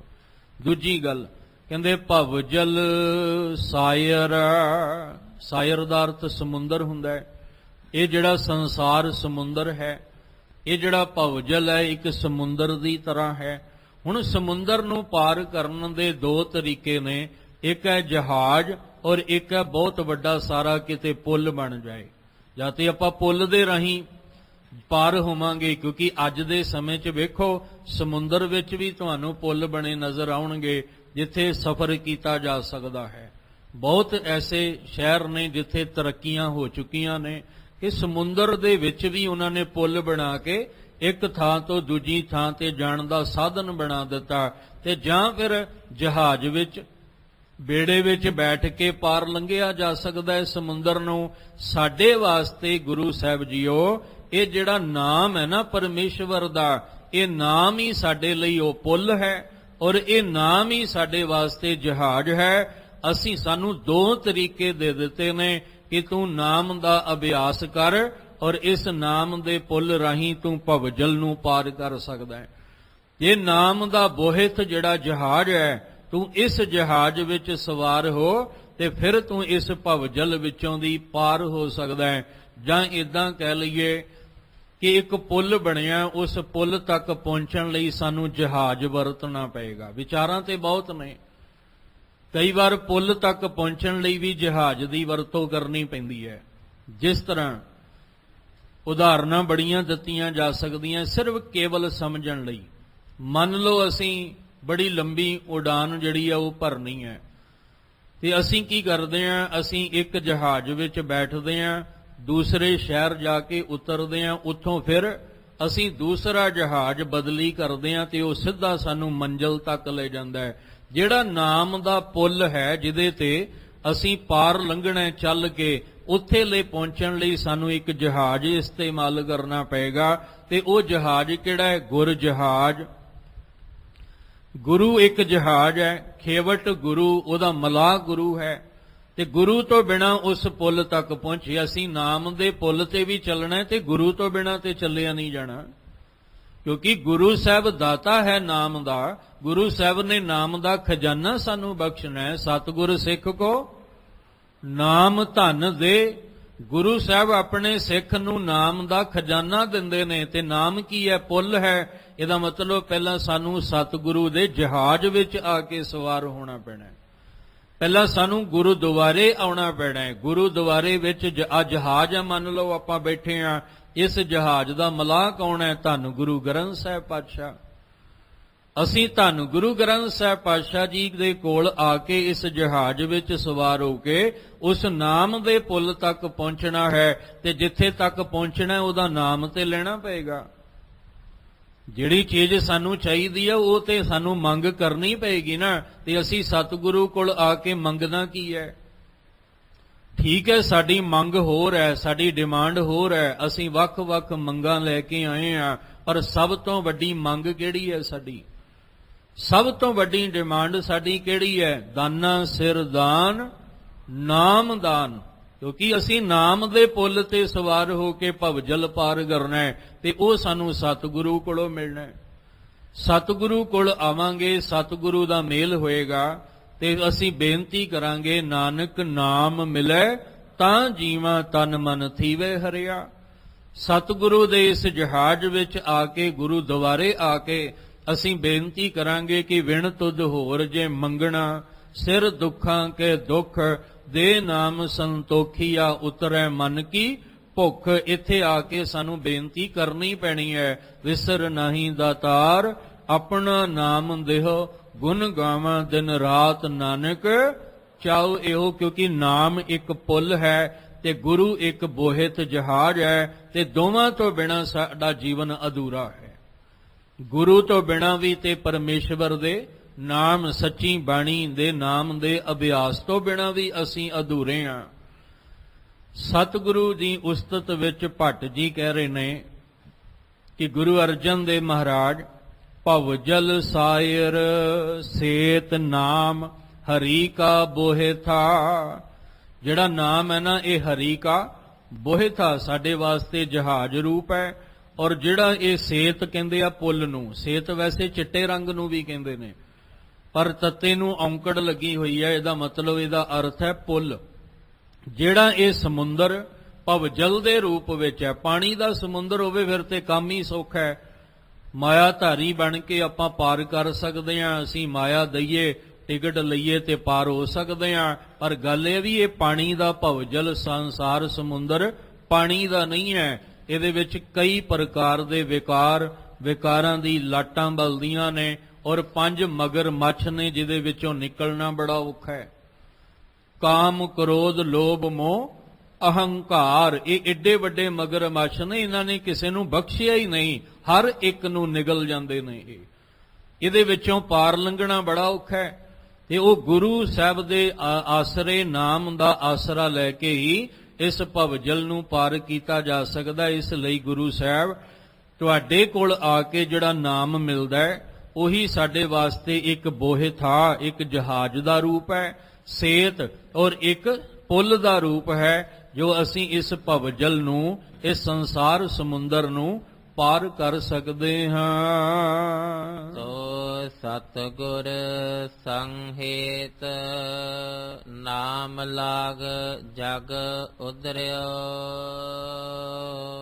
ਜਦੋਂ ਗੁਰੂ ਰਾਮਦਾਸ ਪਾਤਸ਼ਾਹ ਜੀ ਨੇ ਤੁਹਾਨੂੰ ਸ਼ਬਦ ਨਾਲ ਸਵਾਰ ਕੇ, ਨੇਜਾ ਨਾਮ ਦੇ ਰੂਪ ਵਿੱਚ ਨਿਸ਼ਾਨੀ ਵਜੋਂ ਦੇ ਕੇ, ਤੇ ਤੁਹਾਨੂੰ ਇਸ ਤਖਤ ਤੇ ਬਿਠਾ ਕੇ ਚਵਰ ਛਤਰ ਤਖਤ ਦਾ ਮਾਲਕ ਬਣਾ ਦਿੱਤਾ। ਤਖਤ ਬੈਠਾ ਅਰਜਨ ਗੁਰੂ ਸਤਿਗੁਰ ਕਾ ਖਿਵੈ ਚੰਦੋਵਾ। ਜਦੋਂ ਤੁਸੀਂ ਇਸ ਤਖਤ ਉੱਤੇ ਆ ਕੇ ਬਿਰਾਜਮਾਨ ਹੋਏ ਤਾਂ ਤੋਇ ਸਤਿਗੁਰ ਸੰਹੇਤਾ, ਤੁਹਾਡੇ ਨਾਲ, ਤੋ ਤੱਤੇ ਨੂੰ ਔਂਕੜ ਤੇ ਐੜਾ, ਤੁਹਾਡੇ ਨਾਲ ਜਿਨ੍ਹਾਂ ਨੇ ਫਿਰ ਸਤਿਗੁਰੂ ਜੀ ਸੰਹੇਤ ਸੰਪੂਰਨ ਤੌਰ ਤੇ ਮਨ ਤਨ ਕਰਕੇ ਪਿਆਰ ਪਾ ਲਿਆ, ਜਿਨ੍ਹਾਂ ਨੇ ਤੁਹਾਡੇ ਚਰਨਾਂ ਦੇ ਨਾਲ ਮਨ ਤਨ ਸਮਰਪਣ ਕਰਕੇ ਪ੍ਰੇਮ, ਕਿਉਂਕਿ ਕੱਲਾ ਤਨ ਦਾ ਪਿਆਰ ਹੋਏਗਾ ਤੇ ਮਾਫ ਕਰਨਾ ਵਿਖਾਵਾ ਹੀ ਹੋਏਗਾ। ਜਿਹੜਾ ਸੱਚਾ ਪਿਆਰ ਹੈ ਉਹ ਮਨ ਦੇ ਤਲ ਤੇ ਹੁੰਦਾ, ਤਨ ਦੇ ਤਲ ਤੇ ਨਹੀਂ ਹੁੰਦਾ। ਜਿਹੜਾ ਤਨ ਦੇ ਤਲ ਤੇ ਹੁੰਦਾ ਉਹਨੂੰ ਮਤਲਬੀ ਪਿਆਰ ਕਹਿੰਦੇ ਆ, ਉਹਨੂੰ ਵਾਸ਼ਨਾਵਾਂ ਵਾਲਾ ਕਹਿੰਦੇ ਆ, ਪਰ ਜਿਹੜਾ ਮਨ ਕਰਕੇ ਪਿਆਰ ਹੁੰਦਾ ਉਹਨੂੰ ਸੱਚਾ ਕਹਿੰਦੇ ਨੇ। ਇਸ ਲਈ ਜਿਨ੍ਹਾਂ ਨੇ ਮਨ ਦੇ ਤਲ ਉਤੇ ਤੁਹਾਡੇ ਨਾਲ ਹੇਤ ਪਾ ਲਿਆ, ਤੁਹਾਡੇ ਚਰਨਾਂ ਨਾਲ ਪਿਆਰ ਪਾ ਲਿਆ, ਨਾਮ ਲਾਗ, ਉਹਨਾਂ ਨੂੰ ਤੁਸੀਂ ਨਾਮ ਦੇ ਨਾਲ ਜੋੜ ਦਿੱਤਾ। ਉਹਨਾਂ ਨੂੰ ਨਾਮ ਦੇ ਨਾਲ ਜੋੜ ਕੇ ਜਗ ਉਧਰਿਓ, ਇਸ ਜਗਤ ਵਿੱਚੋਂ ਪਾਰ ਲੰਘਾ ਦਿੱਤਾ। ਕਿਉਂਕਿ ਨਾਮ ਕੀ ਸੀ ਜਹਾਜ਼, ਨਾਮ ਕੀ ਸੀ ਪੁੱਲ, ਤੇ ਸਤਿਗੁਰੂ ਜੀ ਜਿਨ੍ਹਾਂ ਨੇ ਤੁਹਾਡੇ ਚਰਨਾਂ ਨਾਲ ਆ ਕੇ ਪਿਆਰ ਪਾਇਆ। ਫਿਰ ਬੇਨਤੀ ਕਰਾਂ, ਪਿਆਰ ਪਾਉਣਾ ਸੀ ਮਨ ਕਰਕੇ, ਤਨ ਕਰਕੇ, ਅਸੀਂ ਵਿਖਾਵਾ ਨਹੀਂ ਸੀ ਕਰਨਾ। ਪਿਆਰ ਦਿਲੋਂ ਹੁੰਦਾ ਹੈ, ਬਾਹਰੋਂ ਵਿਖਾ ਕੇ ਜਾਂ ਬੋਲ ਕੇ ਨਹੀਂ ਹੁੰਦਾ। ਤਾਂ ਹੀ ਆਖਿਆ ਸੀ ਤੇਰੇ ਤਨ ਕਰਕੇ ਮੈਨੂੰ ਵਿਖਾਵਾ ਨਹੀਂ ਚਾਹੀਦਾ, ਤੂੰ ਮਨ ਵਿੱਚ ਹੈ ਸਤਿਗੁਰ ਕੇ ਪਾਸ। ਜੇ ਤੂੰ ਆਪਣਾ ਕਾਰਜ ਰਾਸ ਕਰਨਾ ਚਾਹੁੰਦਾ ਨਾ ਤੇ ਫਿਰ ਮਨ ਸਮਰਪਣ ਕਰਕੇ ਪਿਆਰ ਭਾਵਨਾ ਨਾਲ ਜੁੜ, ਫਿਰ ਤੂੰ ਇਸ ਭਵਜਲ ਵਿੱਚੋਂ ਦੀ ਪਾਰ ਹੋ ਸਕਦਾ ਹੈ। ਇਸ ਲਈ ਜਿਨ੍ਹਾਂ ਨੇ ਤੋ ਸਤਿਗੁਰ ਸੰਗ ਹੇਤ, ਤੁਹਾਡੇ ਨਾਲ ਜਿਨ੍ਹਾਂ ਨੇ ਹੇਤ ਚੰਗਾ ਨੇ ਸੱਚਾ ਨੇ ਪਾਲਿਆ, ਅੰਦਰ ਸੱਚਾ ਨੇਹ ਲਾਇਆ ਪ੍ਰੀਤਮ ਆਪਣੇ, ਤਨ ਮਨ ਹੋਏ ਨਿਹਾਲ ਜਾਂ ਗੁਰ ਦੇਖਾ ਸਾਹਮਣੇ। ਕਹਿੰਦੇ ਜਿਨ੍ਹਾਂ ਨੇ ਅੰਦਰ ਚੰਗਾ ਸੱਚਾ ਪਿਆਰ ਤੁਹਾਡੇ ਚਰਨਾਂ ਨਾਲ ਪਾਇਆ, ਨਾਮ ਲਾਗ ਜਗ ਉਧਰਿਓ, ਉਹਨਾਂ ਨੂੰ ਤੁਸੀਂ ਨਾਮ ਨਾਲ ਜੋੜ ਕੇ ਇਸ ਜਗਤ ਵਿੱਚੋਂ ਪਾਰ ਉਤਾਰਾ ਕਰਵਾ ਦਿੱਤਾ, ਉਹ ਇਸ ਭਵਜਲ ਵਿੱਚੋਂ ਦੀ ਪਾਰ ਹੋ ਗਏ। ਜਗਤ ਉਦਾਹਰਣ ਨਾਮ, ਸਤਿਗੁਰ ਤੁਠੈ ਪਾਇਓ। ਭੱਟ ਕੱਲ ਸਹਾਰ ਜੀ ਕਹਿ ਰਹੇ ਨੇ ਕਿ ਗੁਰੂ ਸਾਹਿਬ ਜੀ ਦੇਖੋ ਇੱਕ ਲੜੀ ਬਣਾਈ ਆ ਉਹਨਾਂ ਨੇ, ਲੜੀ ਬਣਾ ਕੇ ਫਿਰ ਆਪਣੇ ਵੱਲ ਆਉਂਦੇ ਨੇ ਕਿ ਗੁਰੂ ਅਰਜਨ ਦੇਵ ਜੀ ਸਾਡੇ ਲਈ ਤਾਂ ਪ੍ਰਤੱਖ ਪ੍ਰਮਾਣ ਤੁਸੀਂ ਹੋ, ਜੇ ਅਕਾਲ ਪੁਰਖ ਨੂੰ ਦੇਖਣਾ ਹੋਵੇ ਤੇ ਅਸੀਂ ਤੁਹਾਡੇ ਦੀਦਾਰ ਕਰਕੇ ਉਸ ਅਕਾਲ ਪੁਰਖ ਦਾ ਦੀਦਾਰ, ਭਾਵ ਤੁਹਾਡੇ ਵਿੱਚੋਂ ਹੀ ਸਾਨੂੰ ਰੱਬ ਦਾ ਦੀਦਾਰ ਹੈ। ਤੇ ਦੂਜੀ ਗੱਲ ਉਹਨਾਂ ਨੇ ਆਖੀ ਸੀ ਕਿ ਤੁਹਾਡੀ ਬਰਾਬਰੀ ਕੋਈ ਨਹੀਂ ਕਰ ਸਕਦਾ, ਤੁਹਾਡੀ ਚਾਲ ਹੋਰ ਹੈ, ਤੇ ਜਿਹੜਾ ਪਾਰਥੋ ਸੀ ਸਮੇਂ ਦਾ ਅਰਜਨ ਉਹਦੀ ਚਾਲ ਹੋਰ ਹੈ। ਤੁਹਾਡੇ ਕੋਲ ਨਾਮ ਦਾ ਨੇਜਾ ਹੈ, ਸਤਿਗੁਰੂ ਨੇ ਸ਼ਬਦ ਨਾਲ ਸਵਾਰ ਕੇ ਤੁਹਾਨੂੰ ਤਖਤ ਤੇ ਬਿਠਾਇਆ, ਤੁਸੀਂ ਇਸ ਭਵਜਲ ਤੋਂ ਪਾਰ ਕਰਾਉਣ ਲਈ ਨਾਮ ਦਾ ਪੁੱਲ ਦਿੱਤਾ ਹੈ ਤੇ ਨਾਮ ਦਾ ਬੋਹਿਤ ਜਹਾਜ਼ ਦਿੱਤਾ। ਜਿਨ੍ਹਾਂ ਨੇ ਤੁਹਾਡੇ ਚਰਨਾਂ ਨਾਲ ਆ ਕੇ ਪਿਆਰ ਪਾਇਆ, ਤੁਸੀਂ ਉਹਨਾਂ ਨੂੰ ਨਾਮ ਨਾਲ ਜੋੜ ਕੇ ਇਸ ਭਵਜਲ ਵਿੱਚੋਂ ਪਾਰ ਕਰਵਾ ਦਿੱਤਾ। ਇਸੇ ਤਰ੍ਹਾਂ ਜਗਤ ਉਦਾਹਰਣ ਨਾਮ, ਹੁਣ ਆਪਣੀ ਗੱਲ ਕਰਦੇ ਨੇ ਭੱਟ, ਕਹਿੰਦੇ ਜਿਹੜਾ ਜਗਤ ਵਿੱਚੋਂ ਦੀ ਉਧਾਰ ਕਰਨ ਵਾਲਾ ਨਾਮ ਹੈ ਨਾ, ਸਤਿਗੁਰ ਤੁਠੈ ਪਾਇਓ, ਸਤਿਗੁਰੂ ਤੁਸੀਂ ਸਾਡੇ ਤੇ ਤੁਰਠੇ ਹੋ ਤਾਂ ਅਸੀਂ ਵੀ ਉਸ ਨਾਮ ਨੂੰ ਪਾ ਲਿਆ। ਇਹਦੇ ਦੋ ਅਰਥ ਕੀਤੇ ਜਾ ਸਕਦੇ ਨੇ। ਇੱਕ ਤਾਂ ਗੁਰੂ ਰਾਮਦਾਸ ਜੀ ਤੋਂ ਤੁਰਠ ਕੇ ਤੁਸੀਂ ਨਾਮ ਦੀ ਦਾਤ ਲੈ ਲਈ, ਔਰ ਦੂਜੀ ਗੱਲ ਆ ਭੱਟ ਆਪਣੀ ਗੱਲ ਕਹਿੰਦੇ ਨੇ ਕਿ ਗੁਰੂ ਸਾਹਿਬ ਤੁਸੀਂ ਜਦੋਂ ਤੁਰਠੇ ਸਾਡੇ ਤੇ, ਤੁਹਾਡੀ ਪ੍ਰਸੰਨਤਾ ਦੇ ਨਾਲ ਇਹੀ ਨਾਮ ਜਿਹੜਾ ਭਵਜਲ ਚੋਂ ਪਾਰ ਕਰਾਉਣ ਵਾਲਾ ਹੈ ਅਸੀਂ ਪਾਇਓ ਦਾ ਅਰਥ ਕੀ ਕਰਾਂਗੇ? ਇਹਦਾ ਮਤਲਬ ਆਪਣੀ ਗੱਲ ਕਰ ਰਹੇ ਆ ਪਾਇਓ ਕਿ ਗੁਰੂ ਸਾਹਿਬ ਅਸੀਂ ਵੀ ਤੁਹਾਡੀ ਖੁਸ਼ੀ ਲੈ ਕੇ ਪ੍ਰਸੰਨਤਾ ਲੈ ਕੇ ਇਸ ਭਵਜਲ ਤੋਂ ਪਾਰ ਕਰਾਉਣ ਵਾਲਾ ਇਹ ਸੱਚਾ ਨਾਮ ਅਸੀਂ ਪਾ ਲਿਆ ਹੈ। ਅਬ ਨਾਹੇ ਅਵਰ ਸਰ ਕਾਮ, ਬਾਰੰਤਰ ਪੂਰੀ ਪੜੀ। ਜਦੋਂ ਇਸ ਪੰਕਤੀ ਦੇ ਅਰਥ ਕਰਾਂਗੇ ਇਹਦਾ ਮਤਲਬ ਭੱਟ ਆਪਣੀ ਗੱਲ ਕਰ ਰਹੇ ਨੇ ਕਿ ਜਦੋਂ ਤੁਸੀਂ ਸਾਡੇ ਤੇ ਤੁਰਠੇ, ਇੱਥੇ ਇੱਕ ਬੇਨਤੀ ਕਰਕੇ ਚੱਲਾਂ, ਗੁਰੂ ਦੁਆਰੇ ਆਉਣ ਦਾ ਮਤਲਬ ਹੈ ਸਭ ਤੋਂ ਪਹਿਲਾਂ ਗੁਰੂ ਸਾਹਿਬ ਦੀ ਖੁਸ਼ੀ ਲੈਣੀ, ਸਭ ਤੋਂ ਪਹਿਲਾਂ ਸਾਡੇ ਤੇ ਗੁਰੂ ਸਾਹਿਬ ਪ੍ਰਸੰਨ ਹੋਣ, ਬਾਕੀ ਤਾਂ ਗੱਲ ਬਾਅਦ ਦੀ ਆ ਨਾ। ਜਿਹਦੇ ਕੋਲੋਂ ਬਖਸ਼ਿਸ਼ਾਂ ਲੈਣੀਆਂ ਜੇ ਉਹੀ ਪ੍ਰਸੰਨ ਨਾ ਹੋਇਆ, ਜਿਹਦੇ ਕੋਲੋਂ ਅਸੀਂ ਦਾਤਾਂ ਲੈਣੀਆਂ ਬਖਸ਼ਿਸ਼ਾਂ ਲੈਣੀਆਂ ਜੇ ਉਹੀ ਨਾ ਤੁਰਠੇ ਤੇ ਫਿਰ ਬਖਸ਼ਿਸ਼ ਕਿਹਦੇ ਕੋਲੋਂ ਲਓਗੇ? ਫਿਰ ਦਾਤ ਕਿਹਦੇ ਕੋਲੋਂ ਲੈਣੀ? ਜਿਸ ਸਤਿਗੁਰੂ ਕੋਲ ਆਏ ਆ ਸਭ ਤੋਂ ਪਹਿਲਾਂ ਉਹ ਸਤਿਗੁਰੂ ਦੀਆਂ ਖੁਸ਼ੀਆਂ ਚਾਹੀਦੀਆਂ ਸਾਨੂੰ। ਨਾਮ ਕਦੋਂ ਮਿਲੇਗਾ? ਕਹਿੰਦੇ ਜਦੋਂ ਸਤਿਗੁਰੂ ਤੁਹਾਡੇ ਤੇ ਤੁਰਠਣਗੇ, ਲੱਖ ਖੁਸ਼ੀਆਂ ਪਾਤਸ਼ਾਹੀਆਂ ਜੇ ਸਤਿਗੁਰ ਨਦਰ ਕਰੇ। ਜੇ ਸਤਿਗੁਰੂ ਦੀ ਨਦਰ ਤੁਹਾਡੇ ਤੇ ਹੋਏਗੀ, ਨਿਮਖ ਏਕ ਹਰ ਨਾਮ ਦੇ ਮੇਰਾ ਮਨ ਤਨ ਸ਼ੀਤਲ ਹੋਏ। ਤੇ ਅਸੀਂ ਸੇਵਾ ਕਰਕੇ ਪ੍ਰਸੰਨ ਕਿਹਨੂੰ ਕਰਨਾ ਹੈ? ਅਸੀਂ ਇੱਕ ਦੂਜੇ ਨੂੰ ਪ੍ਰਸੰਨ ਨਹੀਂ ਕਰਨਾ, ਅਸੀਂ ਤੇ ਸਤਿਗੁਰੂ ਦੀ ਪ੍ਰਸੰਨਤਾ ਲੈਣੀ ਹੈ, ਕਿਉਂਕਿ ਸਤਿਗੁਰੂ ਪ੍ਰਸੰਨ ਹੋਏਗੇ ਤੇ ਸਾਡੀ ਸੇਵਾ ਸਫਲ ਹੋਏਗੀ। ਜੇ ਅਸੀਂ ਵਿਖਾਵੇ ਦੀ ਸੇਵਾ ਕੀਤੀ ਤੇ ਫਿਰ ਸਤਿਗੁਰੂ ਪ੍ਰਸੰਨ ਹੋਏ ਤੇ ਫਿਰ ਬਖਸ਼ਿਸ਼ ਕਿਹਨੇ ਦੇਣੀ ਹੈ ਸਾਨੂੰ? ਸਤਿਗੁਰ ਕੀ ਸੇਵਾ ਸਫਲ ਹੈ ਜੇ ਕੋ ਕਰੇ ਚਿਤ ਲਾਏ, ਮਨ ਚਿੰਦਿਆ ਫਲ ਪਾਵਣਾ ਹੋਮੈ ਵਿੱਚੋਂ ਜਾਏ। ਸਤਿਗੁਰ ਹੋਏ ਦਇਆਲ ਤਾਂ ਸ਼ਰਧਾ ਪੂਰੀ ਹੈ, ਸਤਿਗੁਰ ਹੋਏ ਦਇਆਲ ਨਾ ਕਬਹੂ ਝੂਰੀਐ। ਸਤਿਗੁਰੂ ਦਇਆਲ ਹੋ ਜਾਣ ਸਭ ਤੋਂ ਪਹਿਲਾਂ ਤੇ ਅਸੀਂ ਇੱਥੇ ਆ ਕੇ ਉਹ ਕਰਮ ਕਰੀਏ ਜਿਹਦੇ ਨਾਲ ਸਤਿਗੁਰੂ ਸਾਡੇ ਤੇ ਤੁਰਠ ਜਾਣ। ਇਸ ਲਈ ਭੱਟ ਜੀ ਨੇ ਕੀ ਕਿਹਾ? ਕਹਿੰਦੇ ਸਤਿਗੁਰੂ ਜੀ ਜਗਤ ਉਧਾਰਨ ਨਾਮ, ਜਗਤ ਤੋਂ ਉਧਾਰ ਕਰਨ ਵਾਲਾ, ਪਾਰ ਲੰਘਾਉਣ ਵਾਲਾ ਜਿਹੜਾ ਨਾਮ ਸੀ, ਸਤਿਗੁਰ ਤੁਠੈ ਪਾਇਓ। ਜਦੋਂ ਤੁਸੀਂ ਤਰੁੱਠੇ ਤੇ ਅਸੀਂ ਤੁਹਾਡੇ ਕੋਲੋਂ ਪਾਇਆ, ਤੇ ਜਦੋਂ ਨਾਮ ਪਾ ਲਿਆ, ਅਬ ਨਾਹੇ ਅਵਰ ਸਰ ਕਾਮ। ਹੁਣ ਸਾਨੂੰ ਕਿਸੇ ਹੋਰ ਨਾਲ ਕੋਈ ਲੈਣ ਦੇਣ ਨਹੀਂ, ਹੁਣ ਸਾਡਾ ਕਿਸੇ ਹੋਰ ਨਾਲ ਕੋਈ ਵਾਸਤਾ ਨਹੀਂ, ਨਾ ਕਿਸੇ ਦੇਹਧਾਰੀ ਨਾਲ, ਨਾ ਕਿਸੇ ਮੜੀ ਨਾਲ, ਮਸਾਨ ਨਾਲ, ਨਾ ਕਿਸੇ ਜੰਤਰ ਮੰਤਰ ਤੰਤਰ ਨਾਲ, ਸਾਡਾ ਕਿਸੇ ਨਾਲ ਕੋਈ ਵਾਸਤਾ ਨਹੀਂ। ਕਿਉਂਕਿ ਜਿਹੜਾ ਤਰੁੱਠ ਕੇ ਤੁਹਾਡੇ ਕੋਲੋਂ ਨਾਮ ਲੈ ਲਿਆ ਨਾ, ਇਹਦੇ ਤੋਂ ਉੱਪਰ ਹੈ ਹੀ ਕੁਛ ਨਹੀਂ, ਇਸ ਤੋਂ ਵੱਡਾ ਕੋਈ ਹੈ ਹੀ ਨਹੀਂ, ਇਹਦੇ ਤੋਂ ਉੱਚਾ ਕੋਈ ਕਿਸੇ ਦਾ ਸਿਮਰਨ ਹੈ ਹੀ ਨਹੀਂ। ਪ੍ਰਭ ਕਾ ਸਿਮਰਨ ਸਭ ਤੇ ਉੱਚਾ, ਇਸ ਤੋਂ ਉਚਾਈ ਵਿੱਚ ਕੋਈ ਹੋਰ ਹੈ ਹੀ ਨਹੀਂ ਜਿਹੜਾ ਦੂਜਾ ਤੀਜਾ ਧਿਆਨ ਅੰਦਰ ਰੱਖੀਏ। ਇਹ ਕਿਤੇ ਸਾਨੂੰ ਵੀ ਸਮਝ ਆ ਜਾਏ, ਜਿਹਨੂੰ ਆ ਗਈ ਮੁਬਾਰਕ ਹੈ। ਕਿਉਂਕਿ ਦੁਨੀਆ ਵੇਖਦੇ ਆ, ਅਸੀਂ ਗੁਰਬਾਣੀ ਦਾ ਆਸਰਾ ਵੀ ਲੈਂਦੇ ਆ, ਅਸੀਂ ਕਹਿੰਦੇ ਚਲੋ ਕਿਸੇ ਦੂਜੇ ਤੀਜੇ ਦਾ ਵੀ ਲੈ ਲਈਏ। ਇਹਦਾ ਮਤਲਬ ਸਾਨੂੰ ਹਜੇ ਗੁਰਬਾਣੀ ਦੀ ਸਮਝ ਨਹੀਂ ਆਈ। ਭੱਟ ਜੀ ਨੂੰ ਆ ਗਈ। ਭੱਟ ਕਲ ਸਹਾਰ ਜੀ ਕਹਿੰਦੇ ਅਬ ਨਾਹੇ, ਅਬ ਕਦੋਂ? ਜਦੋਂ ਸਤਿਗੁਰੂ ਤੁਠੈ ਪਾਇਓ, ਜਦੋਂ ਸਤਿਗੁਰੂ ਤੋਂ ਤੁਨੇ ਤਰੁੱਠ ਕੇ ਨਾਮ ਦੀ ਦਾਤ ਦਿੱਤੀ, ਅਸੀਂ ਪਾ ਲਈ। ਅਬ ਨਾਹੇ ਅਵਰ ਸਰ ਕਾਮ, ਅਵਰ ਕਾਜ ਤੇਰੇ ਕਿਤੇ ਨਾ ਕਾਮ, ਮਿਲ ਸਾਧ ਸੰਗਤ ਭਜ ਕੇਵਲ ਨਾਮ। ਗੁਰੂ ਸਾਹਿਬ ਜੀ ਤੁਸੀਂ ਕਿਹਾ ਸੀ ਹੋਰ ਕੋਈ ਕੰਮ ਨਹੀਂ ਇਸ ਤੋਂ ਉੱਪਰ, ਜਿਹੜਾ ਨਾਮ ਦਾ ਅਭਿਆਸੀ ਹੋ ਜਾਏ, ਉਹਨੂੰ ਕਿਸੇ ਹੋਰ ਦੇ ਅਭਿਆਸ ਦੀ ਲੋੜ ਨਹੀਂ ਪੈਂਦੀ, ਉਹਨੂੰ ਜੋਗੀ ਬਣਨ ਦੀ ਲੋੜ ਨਹੀਂ, ਉਹਨੂੰ ਸੰਨਿਆਸੀ ਬਣਨ ਦੀ ਲੋੜ ਨਹੀਂ, ਉਹਨੂੰ ਵਰਤ ਰੱਖਣ ਦੀ ਲੋੜ ਨਹੀਂ, ਉਹਨੂੰ ਪੁੱਠੇ ਲਟਕਣ ਦੀ ਲੋੜ ਨਹੀਂ, ਉਹਨੂੰ ਤੀਰਥਾਂ ਦੇ ਕਿਨਾਰੇ ਜਾ ਕੇ ਬਹਿਣ ਦੀ ਲੋੜ ਨਹੀਂ, ਉਹਨੂੰ ਜੰਗਲ ਵਿੱਚ ਜਾ ਕੇ ਬਹਿਣ ਦੀ ਲੋੜ ਨਹੀਂ, ਉਹਨੂੰ ਕੋਈ ਦੂਜਾ ਹੋਰ ਕੰਮ ਜਿਹੜਾ ਇਹਦੇ ਤੋਂ ਉੱਪਰ ਵਾਲਾ ਕੋਈ ਸੁਝਦਾ ਹੀ ਨਹੀਂ। ਕਿਉਂਕਿ ਇਹ ਸਰਬ ਉੱਤਮ ਕੰਮ ਹੈ, ਪਰਮੇਸ਼ਵਰ ਦੇ ਨਾਮ ਦਾ ਅਭਿਆਸ ਕਰਨਾ। ਇਸ ਲਈ ਭੱਟ ਜੀ ਕਹਿੰਦੇ ਨੇ ਅਬ ਦਾ ਅਰਥ ਹੈ ਹੁਣ। ਪਹਿਲਾਂ ਜਿਹੜੀ ਜ਼ਿੰਦਗੀ ਜਿੱਦਾਂ ਦੀ ਸੀ, ਪਰ ਹੁਣ ਜਦੋਂ ਨਾਮ ਮਿਲ ਗਿਆ, ਹੁਣ ਜੀਵਨ ਬਦਲ ਗਿਆ। ਹੁਣ ਜਿਹੜਾ ਅਵਰ ਸਰ ਕਾਮ, ਜਿਹੜਾ ਅਵਰ ਕਿਸੇ ਹੋਰ ਨਾਲ ਸਾਡਾ ਕੋਈ ਲੈਣ ਦੇਣ ਜਿਹੜਾ ਉਹ ਨਹੀਂ ਹੈ। ਭਾਵ ਮਨ ਵਿੱਚ, ਚਿੱਤ ਵਿੱਚ ਕਿਸੇ ਦੂਜੇ ਦਾ ਧਿਆਨ ਨਹੀਂ ਆਉਂਦਾ। ਕਿਉਂਕਿ ਬਾਰ ਅੰਤਰ ਪੂਰੀ ਪੜੀ, ਬਾਰ ਅੰਤਰ ਪੜਨਾ ਆਪਾਂ ਬਾਰ ਅੰਤਰ ਹੀ ਹੈ, ਪਰ ਇਹਨੂੰ ਨਿਖੇੜੋ। ਬਾਰ ਅੰਤਰ, ਬਾਰ ਕਿਹਨੂੰ ਕਹਿੰਦੇ ਆ? ਦਰਵਾਜ਼ੇ ਨੂੰ।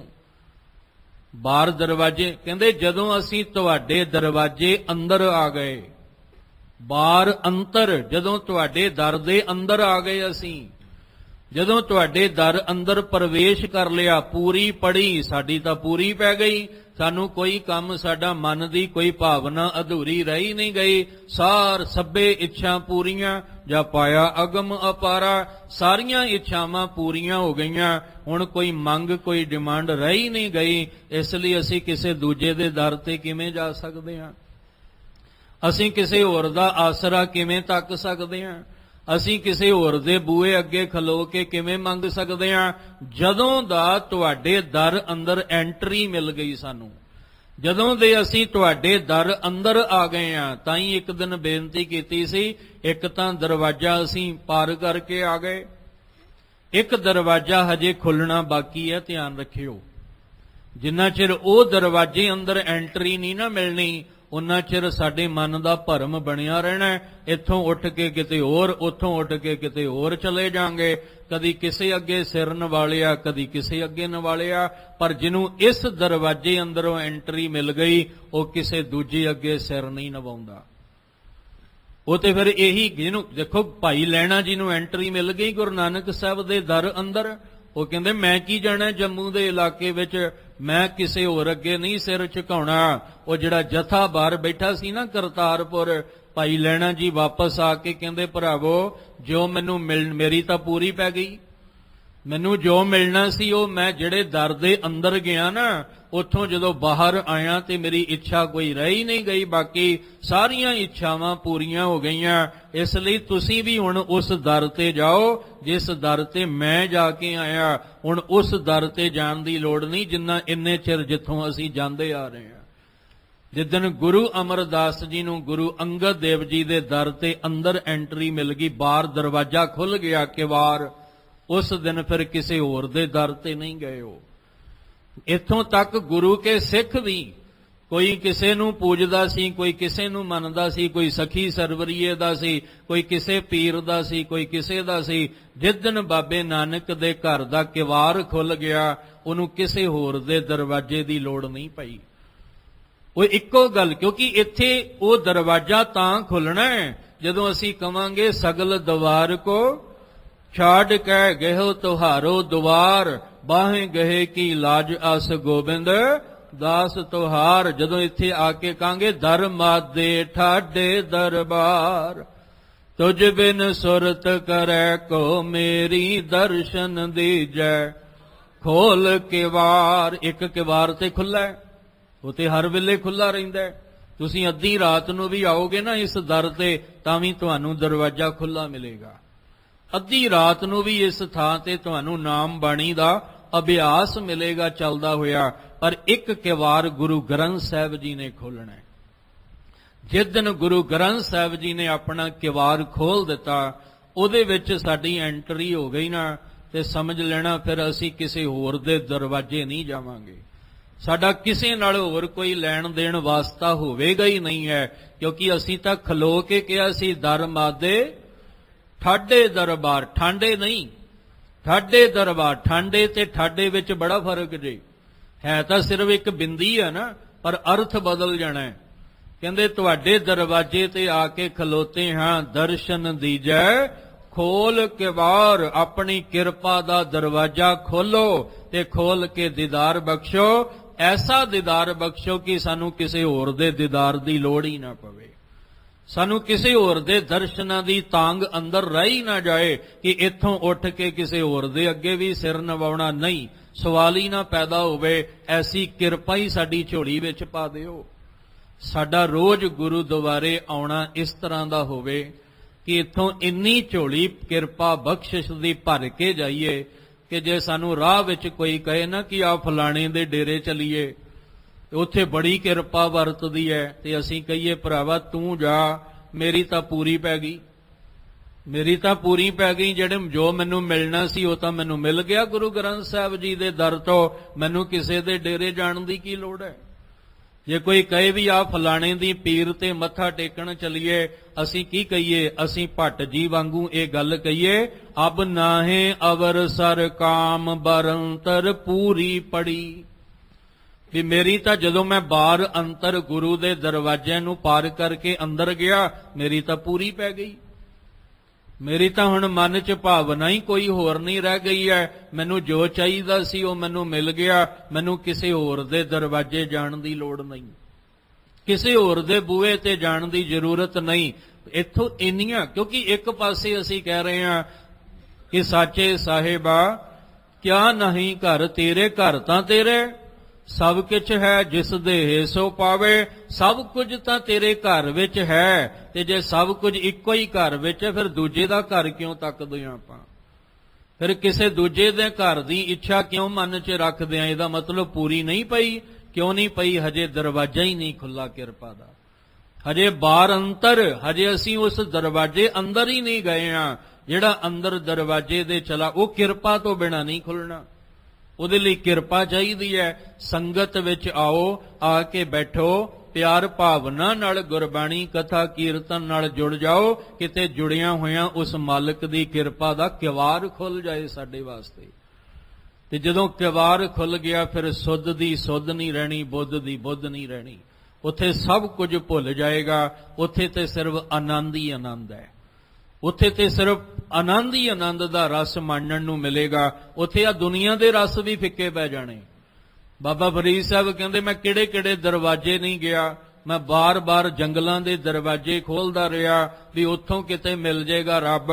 ਪਰ ਜਿਸ ਦਿਨ ਮਿਲ ਗਿਆ ਰੱਬ, ਉਸ ਦਿਨ ਫਿਰ ਇੰਨਾ ਰਸ ਆਇਆ, ਇੰਨਾ ਰਸ ਆਇਆ, ਕਹਿਣ ਲੱਗੇ ਸ਼ੱਕਰ ਖੰਡ ਨਿਵਾਤ ਗੁੜ, ਮੱਖਿਓ ਮਾਝਾ ਦੁੱਧ, ਸਭੇ ਵਸਤੂ ਮਿੱਠੀਆਂ ਰੱਬ ਨਾ ਪੂਜਣ ਤੁਧ। ਹੁਣ ਇਹਦੀ ਬਰਾਬਰੀ ਕੋਈ ਕਰ ਹੀ ਨਹੀਂ ਸਕਦਾ। ਜਿਨ੍ਹਾਂ ਨੂੰ ਗੁਰਬਾਣੀ ਦਾ ਰਸ ਆ ਗਿਆ, ਉਹ ਕਿਸੇ ਵੀ ਧਰਮ ਵਰਗ ਦਾ ਪ੍ਰਾਣੀ ਹੋਵੇ, ਉਹ ਫਿਰ ਕਿਸੇ ਦੂਜੇ ਦੇ ਦਰਵਾਜ਼ੇ ਤੇ ਨਹੀਂ ਗਿਆ ਮੁੜ ਕੇ। ਇਸ ਲਈ ਭੱਟ ਜੀ ਕਹਿੰਦੇ ਨੇ, ਸਤਿਗੁਰ ਤੁਠੈ ਪਾਇਓ। ਸਤਿਗੁਰੂ ਜੀ ਦੀ ਖੁਸ਼ੀ ਨਾਲ ਪ੍ਰਸੰਨਤਾ ਨਾਲ ਜਦੋਂ ਜਗਤ ਦੇ ਉਧਾਰ ਕਰਨ ਵਾਲੇ ਨਾਮ ਨੂੰ ਪਾ ਲਿਆ, ਅਬ ਨਾਹੇ, ਹੁਣ ਕੋਈ ਮਨ ਵਿੱਚ ਕਿਸੇ ਦੂਜੇ ਦੀ ਆਸ ਨਹੀਂ ਔਰ ਕੋਈ ਕਿਸੇ ਪ੍ਰਕਾਰ ਦੀ ਵਾਸ਼ਨਾਵਾਂ ਨਹੀਂ, ਕਿਉਂਕਿ ਬਾਰ ਅੰਤਰ ਪੂਰੀ ਪੜੀ, ਬਾਰ ਅੰਤਰ ਦਰਵਾਜ਼ੇ ਅੰਦਰ ਪ੍ਰਵੇਸ਼ ਕਰਦਿਆਂ ਪੂਰੀ ਪੈ ਗਈ, ਭਾਵ ਕੋਈ ਹੁਣ ਅਧੂਰੀ ਗੱਲ ਰਹਿ ਨਹੀਂ ਗਈ, ਸਾਰੀਆਂ ਇੱਛਾਵਾਂ ਪੂਰੀਆਂ ਹੋ ਗਈਆਂ। ਜੋਤ ਰੂਪ ਹਰ ਆਪ ਗੁਰੂ ਨਾਨਕ ਕਹਾਇਓ, ਤਾਤੇ ਅੰਗਦ ਪਇਓ, ਤਤ ਸਿਓ ਤਤ ਮਿਲਾਇਓ। ਕੈਸੇ ਕਮਾਲ ਦੀ ਗੱਲ ਹੈ। ਤੁਸੀਂ ਆਪ ਜਦੋਂ ਪੜੋ ਨਾ, ਜਦੋਂ ਰਸ ਆਣ ਲੱਗ ਜਾਏ ਤਾਂ ਫਿਰ ਨਜ਼ਾਰਾ ਹੀ ਕੋਈ ਹੋਰ ਹੈ। ਇੱਥੇ ਆ ਕੇ ਭੱਟ ਕੱਲ ਸਹਾਰ ਜੀ ਦੇ ਸਵਈਏ ਸਮਾਪਤ ਹੋ ਗਏ। 9 ਪਹਿਲਾਂ ਸੀ। ਸੋਰਠੇ ਇੱਕ ਛੰਦ ਰੂਪ ਹੈ, 3 ਸੋਰਠੇ ਦੇ ਰੂਪ ਵਿੱਚ ਉਚਾਰੇ ਤੇ 12 ਹੋ ਗਏ। ਇੱਥੇ ਭੱਟ ਕੱਲ ਸਹਾਰ ਜੀ ਦੇ ਸਵਈਏ ਸਮਾਪਤ ਹੁੰਦੇ ਨੇ। ਅੱਗੋਂ ਫਿਰ ਭੱਟ ਮਥਰਾ ਜੀ ਦੇ ਜਿਹੜੇ ਪਾਵਨ ਬਚਨ ਨੇ ਉਹ ਉਚਾਰਨ ਹੁੰਦੇ। ਪਰ ਇੱਕ ਗੱਲ ਥੋੜੀ ਨੋਟ ਕਰਿਓ, ਜੋ ਮਹਿਸੂਸ ਕਰ ਰਿਹਾ ਉਹ ਕਿ ਜਦੋਂ ਭੱਟ ਜੀ ਨੇ ਕਿਹਾ ਨਾ ਬਾਰੰਤਰ ਪੂਰੀ ਪੜੀ, ਵੀ ਮੇਰੀ ਤਾਂ ਪੂਰੀ ਪੈ ਗਈ, ਜਦੋਂ ਪੂਰੀ ਪੈ ਗਈ ਤੇ ਹੁਣ ਬੋਲਣ ਨੂੰ ਸ਼ਬਦ ਹੀ ਨਹੀਂ ਕੋਈ ਰਹਿ ਗਿਆ। ਜਦੋਂ ਪੂਰੀ ਪੈ ਗਈ ਨਾ, ਇੰਨਾ ਅੰਦਰ ਗਦ-ਗਦ ਹੋ ਗਿਆ, ਅੰਦਰ ਇੰਨਾ ਰਸ ਭਰ ਗਿਆ ਕਿ ਭੱਟ ਕੱਲ ਸਹਾਰ ਜੀ ਕਹਿੰਦੇ ਹੁਣ ਬਸ ਮੇਰੇ ਕੋਲੋਂ ਹੁਣ ਕੁਝ ਨਹੀਂ ਬੋਲਿਆ ਜਾਣਾ, ਹੁਣ ਭੱਟ ਜੀ ਤੁਸੀਂ ਕੁਝ ਬੋਲੋ, ਮੈਂ ਤੇ ਮੇਰੀ ਤਾਂ ਪੂਰੀ ਪੈ ਗਈ। ਜੋ ਮੈਨੂੰ ਚਾਹੀਦਾ ਸੀ ਗੁਰੂ ਅਰਜਨ ਦੇਵ ਪਾਤਸ਼ਾਹ ਤੁਹਾਡੇ ਦਰ ਤੋਂ, ਕਿਉਂਕਿ ਗੱਲ ਕਿੱਥੇ ਆ ਕੇ ਮੁਕਾਈ ਹੈ, ਬਾਰ ਅੰਤਰ ਪੂਰੀ ਪੜੀ। ਕਹਿੰਦੇ ਜਦੋਂ ਮੈਂ ਦਰਵਾਜ਼ੇ ਅੰਦਰ ਪ੍ਰਵੇਸ਼ ਕੀਤਾ ਮੈਨੂੰ ਸਭ ਕੁਝ ਮਿਲ ਗਿਆ, ਇੰਨਾ ਮਿਲਿਆ ਮੈਂ ਅੱਖਾਂ ਵਿੱਚ ਅਥਰੂ ਆ ਗਏ ਤੇ ਰਸਨਾ ਹੁਣ ਬੋਲ ਨਹੀਂ ਸਕਦੀ, ਗਦ-ਗਦ ਹੋ ਗਿਆ ਅੰਦਰ ਹਿਰਦਾ, ਇੰਨਾ ਆਨੰਦਿਤ ਹੋ ਗਿਆ ਕਿ ਭੱਟ ਜੀ ਕਹਿੰਦੇ ਹੁਣ ਹੋਰ ਕੁਝ ਨਹੀਂ ਬੋਲਿਆ ਜਾਣਾ ਮੇਰੇ ਕੋਲੋਂ। ਕਹਿੰਦੇ ਫਿਰ ਅੱਗੋਂ ਦੂਜੇ ਭੱਟ ਜੀ ਉਹਨਾਂ ਨੇ ਉਚਾਰਨ ਕੀਤਾ, ਕਿਉਂਕਿ ਭੱਟ ਕੱਲ ਸਹਾਰ ਜੀ ਦਾ ਕਹਿ ਲੋ ਕਿ ਇਹ ਮਹਿਸੂਸ ਕਰਨਾ ਹੈ। ਉਹ ਅਵਸਥਾ ਕੀ ਹੋਏਗੀ ਆਪਾਂ ਨਹੀਂ ਸਮਝ ਸਕਦੇ। ਕਿਸ ਅਵਸਥਾ ਵਿੱਚ ਇਹ ਸਵਈਏ ਉਚਾਰਨ ਕੀਤੇ ਆਪਾਂ ਉਸ ਅਵਸਥਾ ਨੂੰ ਨਹੀਂ ਸਮਝ ਸਕਦੇ, ਪਰ ਹਾਂ ਉਹਨੂੰ ਯਤਨ ਮਹਿਸੂਸ ਕਰਨ ਦਾ ਯਤਨ ਤੇ ਕਰ ਸਕਦੇ ਆ ਨਾ। ਜਿਵੇਂ ਕਬੀਰ ਜੀ ਨੇ ਕਿਹਾ ਸੀ ਕਿ ਉਸ ਮਾਲਕ ਦੇ ਚਰਨਾਂ ਦੀ ਮੌਜ ਬੜੀ ਹੈ, ਤੇ ਪੁੱਛਿਆ ਕਬੀਰ ਜੀ ਕਿੰਨੀ ਕੁ ਮੌਜ ਹੈ?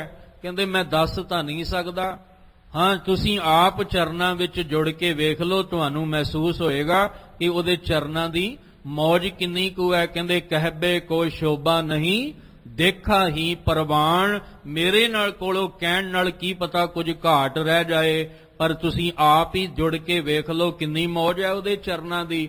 ਹੁਣ ਇੱਥੇ ਭੱਟ ਕੱਲ ਸਹਾਰ ਜੀ ਚੁੱਪ ਕਰ ਗਏ। ਅੱਗੋਂ ਫਿਰ ਜਿਹੜੇ ਭੱਟ ਸਨ ਕਹਿੰਦੇ ਉਹਨਾਂ ਨੇ ਫਿਰ ਅਗਲਾ ਬਚਨ ਜਿਹੜਾ ਉਹ ਉਚਾਰਨ ਕੀਤਾ। ਭੱਟ ਮਥਰਾ ਜੀ ਫਿਰ ਅੱਗੋਂ ਬੋਲੇ ਨੇ, ਕਹਿੰਦੇ ਨੇ ਜਿੰਨੀ ਸਮਝ ਮੈਨੂੰ ਆਈ ਹੈ ਉਹ ਆਪ ਜੀ ਦੇ ਸਨਮੁਖ ਰੱਖਦਾ।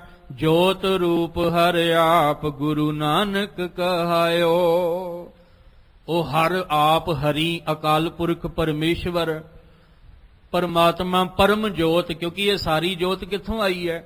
ਸਭ ਮੈਂ ਜੋਤ ਜੋਤ ਹੈ ਸੋਏ ਤਿਸ ਦਾ ਚਾਨਣ, ਸਭ ਮੈਂ ਚਾਨਣ ਹੋਏ। ਇੱਕ ਪਰਮ ਜੋਤ ਹੈ ਜਿਸ ਵਿੱਚੋਂ ਇਹ ਸਾਰੀ ਰੱਬੀ ਜੋਤ ਪ੍ਰਗਟ ਹੋਈ ਹੈ ਜੀਵ ਦੇ ਰੂਪ ਵਿੱਚ। ਕਹਿੰਦੇ ਜੋਤ ਰੂਪ ਹਰ ਆਪ, ਉਹ ਪ੍ਰਕਾਸ਼ ਰੂਪ ਹੈ। ਜੋਤ ਦਾ ਮਤਲਬ ਪ੍ਰਕਾਸ਼ ਰੂਪ ਹੈ। ਉਹ ਆਪ ਜਿਹੜਾ ਪ੍ਰਕਾਸ਼ ਰੂਪ ਹੈ, ਜਿਹਦਾ ਚੱਕਰ ਚਿਹਨ ਅਰ ਵਰਨ ਜਾਤ ਅਰ ਪਾਤ ਨਹਿੰਦੇ, ਰੂਪ ਨ ਰੇਖ ਨ ਰੰਗ ਕਿਛ ਤ੍ਰੈ ਗੁਣ ਤੇ ਪ੍ਰਭਿੰਨ, ਉਹ ਜਿਹੜਾ ਆਪ ਜੋਤ ਰੂਪ ਹੈ, ਇਸ ਧਰਤੀ ਉੱਤੇ ਕੀ ਹੋਇਆ? ਗੁਰੂ ਨਾਨਕ ਕਹਾਇਓ। ਉਸ ਅਕਾਲ ਪੁਰਖ ਨੇ ਆਪਣੇ ਆਪ ਨੂੰ ਗੁਰੂ ਨਾਨਕ ਕਹਾਇਆ ਹੈ। ਫਿਰ ਇੱਥੇ ਆ ਕੇ ਤੇ ਕੋਈ ਸ਼ੰਕਾ ਰਹੀ ਨਹੀਂ ਜਾਂਦੀ, ਇੱਥੇ ਆ ਕੇ ਤੇ ਕੋਈ ਸਵਾਲ ਪੈਦਾ ਹੁੰਦਾ ਹੀ ਨਹੀਂ ਹੈ, ਜਦ ਕਿ ਆਪ ਨਿਰੰਕਾਰ ਨੇ ਗੁਰੂ ਨਾਨਕ ਕਹਾਇਆ। ਅਸੀਂ ਤੇ ਪਤਾ ਨਹੀਂ ਕਿੰਨੇ ਸਾਲ ਪਿੱਛੇ ਪਿਛੋਕੜ ਲੈ ਕੇ ਤੇ ਵਾਦਾਂ ਤੇ ਵਿਵਾਦਾਂ ਵਿੱਚ ਫਸ ਜਾਂਦੇ ਆ। ਅਸੀਂ ਇਸ ਪਾਵਨ ਬਚਨ ਦੇ ਅਰਥ ਕਿਉਂ ਨਹੀਂ ਸਮਝੇ? ਆਪਾਂ ਜੇ ਸਮਝ ਲੈਂਦੇ ਤੇ ਸਾਨੂੰ ਗੁਰੂ ਨਾਨਕ ਸਾਹਿਬ ਤੋਂ ਪਿਛਾਂ ਜਾਣ ਦੀ ਲੋੜ ਹੀ ਨਹੀਂ ਸੀ ਪੈਣੀ, ਕਿਉਂਕਿ ਸਾਡੀ ਜ਼ਿੰਦਗੀ ਦੀ ਸ਼ੁਰੂਆਤ ਸ਼ੁਰੂ ਹੀ ਗੁਰੂ ਨਾਨਕ ਸਾਹਿਬ ਤੋਂ ਹੁੰਦੀ ਹੈ। ਇਸ ਲਈ ਕਹਿੰਦੇ ਉਹ ਜਿਹੜਾ ਜੋਤ ਰੂਪ ਹਰ ਆਪ ਸੀ ਨਾ ਅਕਾਲ ਪੁਰਖ, ਇਸ ਧਰਤੀ ਉੱਤੇ ਗੁਰੂ ਨਾਨਕ ਕਹਾਇਓ, ਉਹ ਸੀ ਉਹਨਾਂ ਅਕਾਲ ਪੁਰਖ ਨੇ ਆਪਣੇ ਆਪ ਨੂੰ ਗੁਰੂ ਨਾਨਕ ਜਿਹੜਾ ਉਹ ਕਹਾਇਆ ਹੈ। ਤਾਤੇ ਅੰਗਦ ਪਇਓ ਤਤ ਸਿਓ ਤਤ ਮਿਲਾਇਓ। ਅੱਗੋਂ ਫਿਰ ਅਕਾਲ ਪੁਰਖ ਜੀ ਨੇ ਕੀ ਕੀਤਾ, ਕਿਉਂਕਿ ਤਨ ਦੀ ਲਿਮਟ ਹੈ, ਤਨ ਦੀ ਇੱਕ ਸੀਮਾ ਹੈ, ਇਹ ਤਨ ਨੇ ਮਿੱਟੀ ਇੱਕ ਦਿਨ ਹੋ ਜਾਣਾ, ਪਰ ਜਿਹੜੀ ਅੰਦਰ ਦੀ ਜੋਤ ਹੈ, ਰੱਬੀ ਜੋਤ ਨੇ ਅੱਗੇ ਚੱਲਣਾ ਹੈ। ਜੋਤ 오ਹਾ ਜੁਗਤ ਸਾਇੰਸ ਹੈ, ਕਾਇਆ ਫਿਰ ਪਲਟੀ ਹੈ। ਜਦੋਂ ਕਾਇਆ ਪਲਟੀ ਹੈ ਫਿਰ ਕੀ ਹੋਇਆ, ਤਾਂ ਤੇ ਅੰਗਦ ਭਇਓ। ਪਹਿਲਾਂ ਗੁਰੂ ਨਾਨਕ ਜੀ ਕਹਾਏ, ਫਿਰ ਅੰਗਦ ਆਪਣੇ ਆਪ ਨੂੰ ਕਹਾਇਆ ਉਹਨਾਂ ਨੇ। ਕਦੋਂ, ਤਤ ਸਿਓ ਤਤ ਮਿਲਾਇਓ, ਜਦੋਂ ਅੰਦਰ ਦੀ ਜੋਤ ਨੂੰ ਜੋਤ ਨਾਲ। ਸਾਡਾ ਤਤ ਕੀ ਹੈ, ਸਾਡਾ ਸਰੀਰ ਦਾ ਤਤ ਕੀ ਹੈ, ਸਾਡੇ ਅੰਦਰ ਦੀ ਜੋਤ। ਤੇ ਜੇ ਅੰਦਰ ਤਤ ਹੀ ਨਹੀਂ ਹੋਏਗਾ, ਕੱਲੀ ਬੋਡੀ ਨੂੰ ਕੀ ਕਰੋਗੇ ਤੁਸੀਂ, ਕੱਲਾ ਸਰੀਰ ਕੀ ਕਰੋਗੇ? ਸਰੀਰ ਤੇ ਮੁਰਦਾ ਹੈ, ਸਰੀਰ ਤੇ ਡੈਡ ਹੈ। ਕੋਈ ਖਿਡੌਣਾ ਜਿਹੜਾ ਬੈਟਰੀ ਨਾਲ ਚੱਲਦਾ ਹੋਵੇ, ਤੁਸੀਂ ਉਹ ਬੈਟਰੀ ਕੱਢ ਦਿਓ ਤੇ ਖਿਡੌਣਾ ਕੀ ਕਰੇਗਾ? ਖਿਡੌਣਾ ਕੁਝ ਨਹੀਂ ਕਰ ਸਕਦਾ, ਕਿਉਂਕਿ ਚਲਾਉਣ ਵਾਲੀ ਬੈਟਰੀ ਤਾਂ ਕੱਢ ਲਈ ਵਿੱਚੋਂ। ਤੁਸੀਂ ਲੱਖ ਰੁਪਏ ਦਾ ਮੋਬਾਈਲ ਲੈ ਕੇ ਆਓਗੇ, ਜੇ ਉਹਨੂੰ ਚਾਰਜ ਨਹੀਂ ਕਰੋਗੇ, ਉਹ ਕਿਸੇ ਕੰਮ ਦਾ ਨਹੀਂ ਹੈ, ਕਿਉਂਕਿ ਚਾਰਜ ਹੋਏਗਾ ਤੇ ਉਹ ਬੋਲੇਗਾ, ਚੱਲੇਗਾ। ਇਸੇ ਤਰ੍ਹਾਂ ਇਹ ਸਰੀਰ ਵੀ ਤਾਂ ਹੀ ਬੋਲੇ ਚੱਲੇਗਾ ਜੇ ਅੰਦਰ ਤਤ ਹੋਏਗਾ। ਤਤ ਕੀ ਹੈ? ਪਰਮੇਸ਼ਵਰ। ਤਾਂ ਹੀ ਇੱਕ ਦਿਨ ਜ਼ਿਕਰ ਕੀਤਾ ਸੀ ਕਿ ਧਿਆਨ ਰੱਖਿਓ, ਮੱਖਣ ਜਿਹੜਾ ਹੈ ਉਹ ਪਹਿਲਾਂ ਹੈ, ਦੁੱਧ ਬਾਅਦ ਵਿੱਚ ਹੈ। ਪਰ ਬਾਹਰ ਦੀ ਦੁਨੀਆ ਵਿੱਚ ਦੁੱਧ ਪਹਿਲਾਂ ਹੈ, ਮੱਖਣ ਬਾਅਦ ਵਿੱਚ ਹੈ। ਮੱਖਣ ਕੀ ਹੈ? ਤਤ।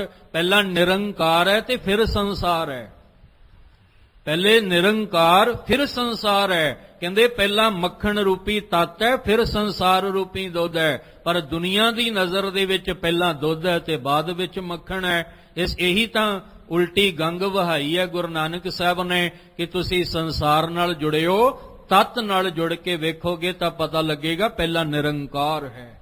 ਇਸ ਲਈ ਕਹਿੰਦੇ ਉਸ ਰੱਬੀ ਜੋਤ ਅਕਾਲ ਪੁਰਖ ਨੇ ਪਹਿਲਾਂ ਨਾਨਕ ਜੀ ਆਪਣੇ ਆਪ ਨੂੰ ਕਹਾਇਆ, ਫਿਰ ਅੰਗਦ ਜੀ ਦਾ ਰੂਪ ਬਣ ਕੇ ਤਤ ਨਾਲ ਤਤ ਮਿਲਾ ਕੇ ਆਪਣੇ ਆਪ ਨੂੰ ਅੰਗਦ ਅਖਵਾਇਆ ਹੈ। ਅੰਗਦ ਕਿਰਪਾ ਧਾਰ ਅਮਰ ਸਤਿਗੁਰ ਥਿਰ ਕੀਓ।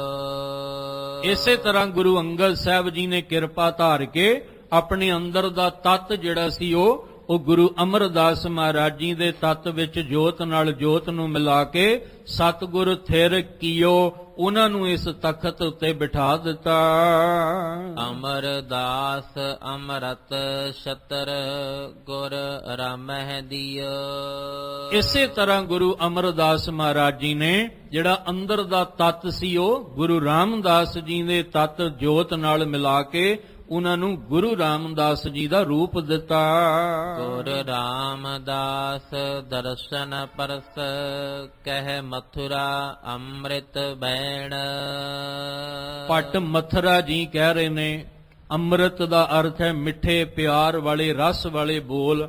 ਆਪਣੀ ਰਸਨਾ ਤੋਂ ਬਿਆਨ ਕਰਦਿਆਂ ਕਹਿ ਰਹੇ ਨੇ ਕਿ ਗੁਰੂ ਅਰਜਨ ਦੇਵ ਮਹਾਰਾਜ ਜਦੋਂ ਗੁਰ ਰਾਮਦਾਸ ਦਰਸ਼ਨ ਪਰਸ, ਜਦੋਂ ਤੁਸੀਂ ਗੁਰੂ ਰਾਮਦਾਸ ਜੀ ਦਾ ਦਰਸ਼ਨ ਪਰਸਿਆ, ਤੁਸੀਂ ਗੁਰੂ ਰਾਮਦਾਸ ਜੀ ਦੇ ਭਾਵਨਾ ਨਾਲ ਦਰਸ਼ਨ ਕੀਤੇ। ਮੂਰਤ ਪੰਚ ਪਰਮਾਨ ਪੁਰਖ ਗੁਰ ਅਰਜੁਨ ਪਿਖੋ ਨੈਣ।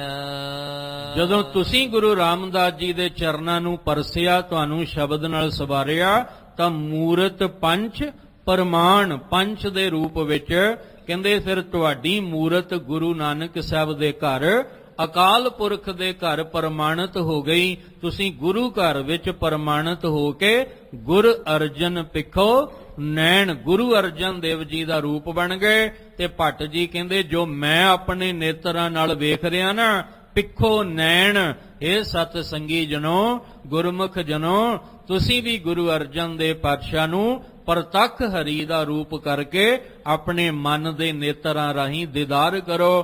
ਕਿਉਂਕਿ ਕਿਤੇ ਨਾ ਕਿਤੇ ਜਿਹੜਾ ਸੱਤਾ ਬਲਵੰਡ ਦੀ ਜਦੋਂ ਆਪਾਂ ਵਾਰ ਪੜ੍ਹਦੇ ਆ, ਉਹ ਵੀ ਕਹਿੰਦੇ ਨੇ ਚਾਰੇ ਜਾਗੈ ਚਾਹੋਂ ਜੁਗੀ ਪੰਚਾਇਣ ਆਪੇ ਹੋਵਾ। ਉਸ ਅਕਾਲ ਪੁਰਖ ਨੇ ਆਪ ਗੁਰੂ ਅਰਜਨ ਦੇਵ ਪਾਤਸ਼ਾਹ ਜੀ ਦੇ ਵਿੱਚ ਇਹ ਤਤ ਜਦੋਂ ਆਇਆ ਤੇ ਉਹਦੇ ਵਿੱਚ ਵਰਤ ਕੇ ਆਪ ਪ੍ਰਤੱਖ ਹਰੀ ਦਾ ਰੂਪ ਬਣ ਕੇ ਇਹ ਨਾਮ ਦੀਆਂ ਦਾਤਾਂ ਦੇ ਕੇ ਸਾਨੂੰ ਇਸ ਭਵਜਲ ਵਿੱਚੋਂ ਦੀ ਪਾਰ ਉਤਾਰਾ ਕੀਤਾ ਹੈ।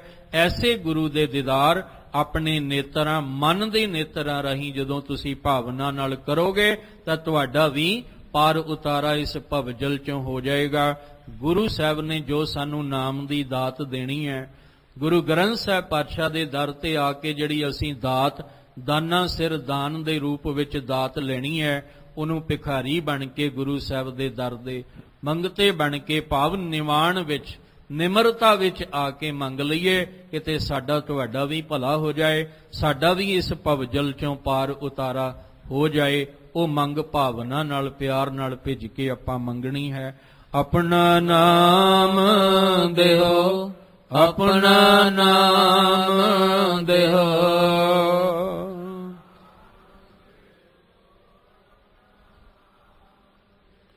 ਵਿਸਰ ਨਾਹੀ ਦਾਤਾਰ, ਵਿਸਰ ਨਾਹੀ ਦਾਤਾਰ।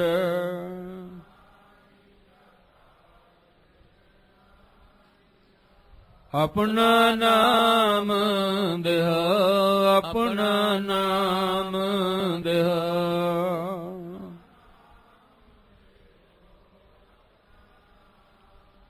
ਗੁਣ ਗਾਵਾਂ ਦਿਨ ਰਾਤ, ਗੁਣ ਗਾਵਾਂ ਦਿਨ ਰਾਤ।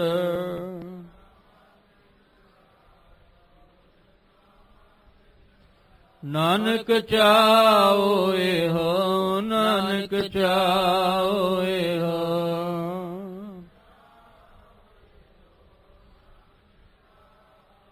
ਆਪਣਾ ਨਾਮ ਦੇਹੋ, ਆਪਣਾ ਨਾਮ ਦੇਹੋ।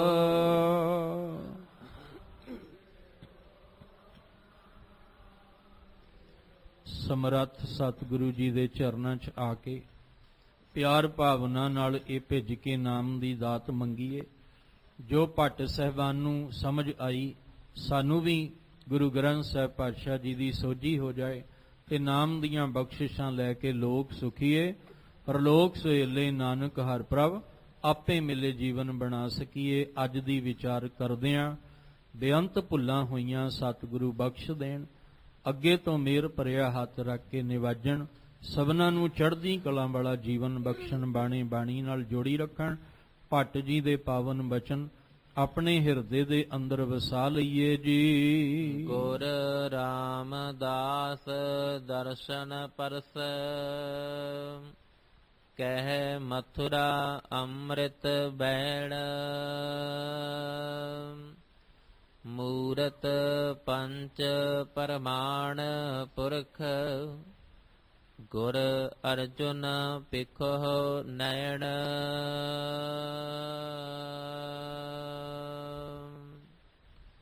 ਵਾਹਿਗੁਰੂ ਜੀ ਕਾ ਖਾਲਸਾ, ਵਾਹਿਗੁਰੂ ਜੀ ਕੀ ਫਤਿਹ।